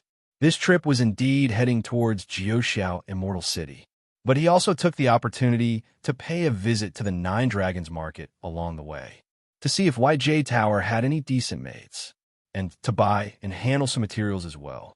The various items he had acquired from Meng Yibai and two robber cultivators at the Foundation establishment stage had yet to be dealt with. He had decided to take care of them now. 2 days later, a spirit boat descended outside of the Nine Dragons Market. Lu Changsheng, seeing the Nine Dragons Market standing tall and straight with 9 peaks piercing through the clouds, felt a sense of returning to a familiar place. When the great battle between the Lu and Chun families erupted, he left Nine Dragons Market. Apart from returning once to retrieve the maids, he hadn't visited since. Following the crowd, he queued up, and, after handing over a spirit stone, he got a temporary identity card and entered the marketplace, heading straight for White Jade Tower. What would you like to know, sir? Whether to take a wife or a concubine, or to purchase a maid? A red-dressed woman greeted him with a beaming smile as soon as he entered, giving Lu Changsheng a nostalgic feeling. He hadn't been to White Jade Tower for 10 years. Is Feng Jianyang, the manager, available? Lu Changsheng then asked, recalling that utterly charming manager. Sir, Manager Feng was reassigned and left 7 years ago. Now the establishment is under the management of Manager Xia. The receptionist replied respectfully. Oh, reassigned. Lu Changsheng raised his eyebrows upon hearing this. He didn't expect that Manager Feng was no longer here, but it didn't bother him much. Organizations like White Jade Tower operated branches in many places, so reassignments and promotions were quite common. Shortly thereafter, under the reception of the red-dressed woman, he went to the second floor to meet Manager Xia of the White Jade Tower. This Manager Xia was of superior beauty and form, and her pleasant demeanor made others feel at ease. One could only say that White Jade Tower truly excelled in their services. Does your establishment have any middle grade or higher grade spiritual root maids available? Lu Changsheng picked up the tea, took a light sip, and stated his needs. Middle grade or higher grade spiritual root maids? Manager Xia showed a hint of surprise in her beautiful eyes upon hearing this, realizing she had encountered a major client. With a dignified face and graceful posture, her voice soft and melodious, she said, Mr. Han, both middle grade and higher grade spiritual root maids are quite rare in our White Jade Tower.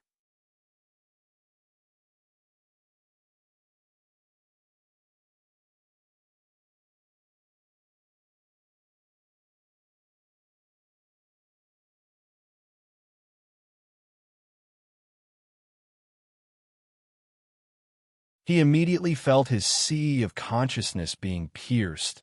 His face paled, his brain spun in dizziness. He raised his hand to his forehead and let out a muffled groan. Bad news. A divine sense attack. This person is a Foundation Establishment cultivator. A Foundation Establishment late-stage great cultivator. The manager for Myriad Treasures Pavilion barely freed himself from the divine sense attack, his heart filled with shock and terror. He had never expected his greed for killing and looting to be exactly what the other party was angling for. His whole body surged with spiritual light as he hurriedly shouted, "Fellow Taoist, it's a Miz!" But before he could finish, several sharp and domineering beams of the 7 luminaries sword cut through the air, shooting towards him simultaneously. Pu. The beams from the 7 luminaries' sword penetrated the protective spiritual light around the manager from Myriad Treasures Pavilion. Then they pierced through his forehead, leaving a bloody hole. A Foundation Establishment great cultivator thus fell. This divine sense attack technique is really useful.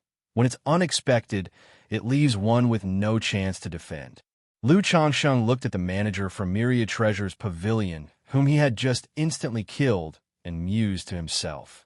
Immediately, he raised his palm, and the misty sky bead appeared inside his body. Go! The gray mist from within the misty sky bead stirred, like a great gray snake, sweeping towards the corpse of the manager from Myriad Treasures Pavilion. In a short while, the body was drained of flesh and blood under the gray mist, turning into a pile of dry bones. It looked so much like a technique from the demon path. Lu Changsheng looked at the skeleton that remained after the misty sky bead had devoured the body and couldn't help but comment. He then gestured with his hand to withdraw the misty sky bead back into his body. The next moment, his entire body fluctuated. His face, physique, temperament, magic aura, all became identical to that of the manager from Myriad Treasures Pavilion. So this is the perfect disguise of the misty sky bead. Although the flesh, soul core, and cultivated techniques remain unchanged, the effect and appearance presented are as if I'm a completely different person. Lu Changsheng quietly experienced this new state. The misty sky bead inside him seemed to be imprisoning the flesh and soul of the manager from Myriad Treasures Pavilion, thus making his appearance identical to his. If I now return to Nine Dragons Market, wouldn't I be able to use this identity to glean a fortune from Myriad Treasures Pavilion? Lu Changsheng stroked his chin, contemplating. He may have understood the best use for this treasure. That is, to become a thief. Even nascent soul immortals would typically not realize the effects of the misty sky bead. If he wished, he could completely transform into someone with status and position from a minor family or small force, and use this method to plunder. But the next moment, Lu Changsheng shook his head, dismissing the thought. Inside a chain store, like Myriad Treasures Pavilion, there would surely be various prohibitions and secret signals. Being unfamiliar with these aspects, he could easily commit a blunder and be exposed. If he were to be found out within the shop, provoking the Foundation Establishment great cultivators stationed at Nine Dragons Market to take action, it would be very dangerous and troublesome. Moreover, in Lu Changsheng's view, such actions are like becoming addicted to impersonation and robbery. If one starts doing it too often, they might end up on a path of no return. Since he had the system to rely on, he did not need to engage in such deeds. After all, those who often walk by the river rarely manage to keep their shoes dry. The misty sky bead might be powerful, but it's not omnipotent. Perhaps some family or power has treasures or secret techniques that can counter this ability. Immediately, Lu Changsheng changed his appearance again, adopting another look. He reached out, collecting all the magic artifacts and the storage bag of the manager from Myriad Treasures Pavilion into his possession, and turned into a streak of escape light as he left. Half a month later, this is Green River Marketplace. Lu Changsheng operated his flying boat, arriving at a medium to large-sized marketplace built along a river.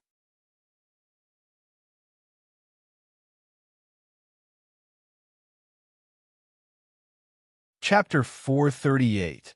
Instant Kill Foundation Establishment, the best use of the misty sky bead. Xianxia was serving as the record chief in this marketplace. The two hadn't seen each other for so long, and now that he was going out, Lu Changsheng naturally took the chance to visit Xianxia. He took a sensing talisman out of his storage magic artifact. Before long, an escape light flew out of the core area of Green River Marketplace, landing outside the marketplace. Her face was cold and remote, her skin surpassing the whiteness of snow, clad in a moon-white dress, her figure graceful, her temperament holy and pure, as if a fairy from the Moon Palace had descended upon the mortal world. Xiyu Fairy. Xiao Martial Uncle. Xiyu Martial Uncle. The Qingyun sect disciples guarding the entrance to the marketplace bowed and saluted upon seeing this fairy-like figure. They weren't aware of what significant business had brought the esteemed record chief here. In the originally somewhat noisy and bustling area outside, the marketplace quieted down as everyone saw this stunning figure. On one hand, they were captivated by her remote and absolute beauty, her nobility, and the sanctity of her fairy-like appearance. On the other hand, they were overawed by her aura as a Foundation establishment great cultivator. Xiyu. Lu Changsheng gazed toward Xianxia, who stood calmly with an ethereal and delicate bearing, and communicated with her through divine sense. Now he was masked by the misty sky bead, which concealed his appearance, temperament, and magic aura. Even Xianxia could not recognize him at a glance. Changsheng. Xianxia, hearing the divine sense communication and showing a rare emotional response on her cold and proud face, immediately noticed Lu Changsheng not far away. Surprise and bewilderment filled her eyes. Had it not been for Lu Changsheng's divine sense message, she wouldn't have recognized that it was him. "It's me." Lu Changsheng nodded. Xianxia didn't ask further. She instructed a Qingyun sect disciple to directly handle an identity plaque for Lu Changsheng and then let him into the marketplace. SSS. Who is this person that Xiyu Martial Uncle personally welcomed? Could it be an elder from the sect? But for what I see of his cultivation aura, he seems to be at the energy refinement late stage. Energy refinement late stage? How could that lead to Xiyu Fairy personally receiving him? He must have concealed his true cultivation strength. Right, I've heard that some big shots like to disguise their cultivation to fish for information. Witnessing this scene, the surrounding people sighed and murmured amongst themselves. Xianxia had a reputation for being cold and aloof as record chief in Green River Marketplace. Aside from the false core immortal who presided over the marketplace, she showed no favor to anyone.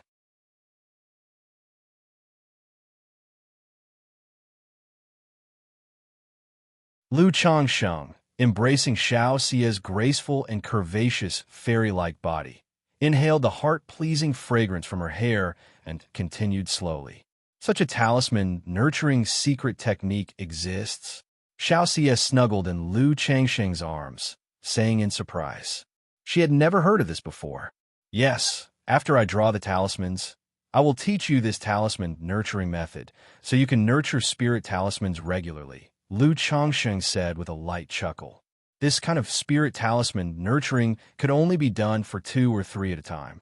If too many were nurtured, it would affect one's own cultivation. Therefore, he didn't mind teaching this secret method to Xiaoxia, giving her a few talismans to nurture herself for protection. Then, "Thank you very much, Lu Lang," Xiaoxia said with a beaming smile. She knew Lu Changsheng's personality. If he said he would give something, he didn't like others to refuse. Besides, she wouldn't decline Lu Changsheng's kindness. "Xiyu," Lu Changsheng said, looking at the beauty in his arms. He thought of Xiaoxia's proud and untouchable demeanor when she stepped out of the marketplace earlier, like the noble fairy from the Moon Palace, and felt a surge of heat in his heart. Xiaoxia lifted her head slightly.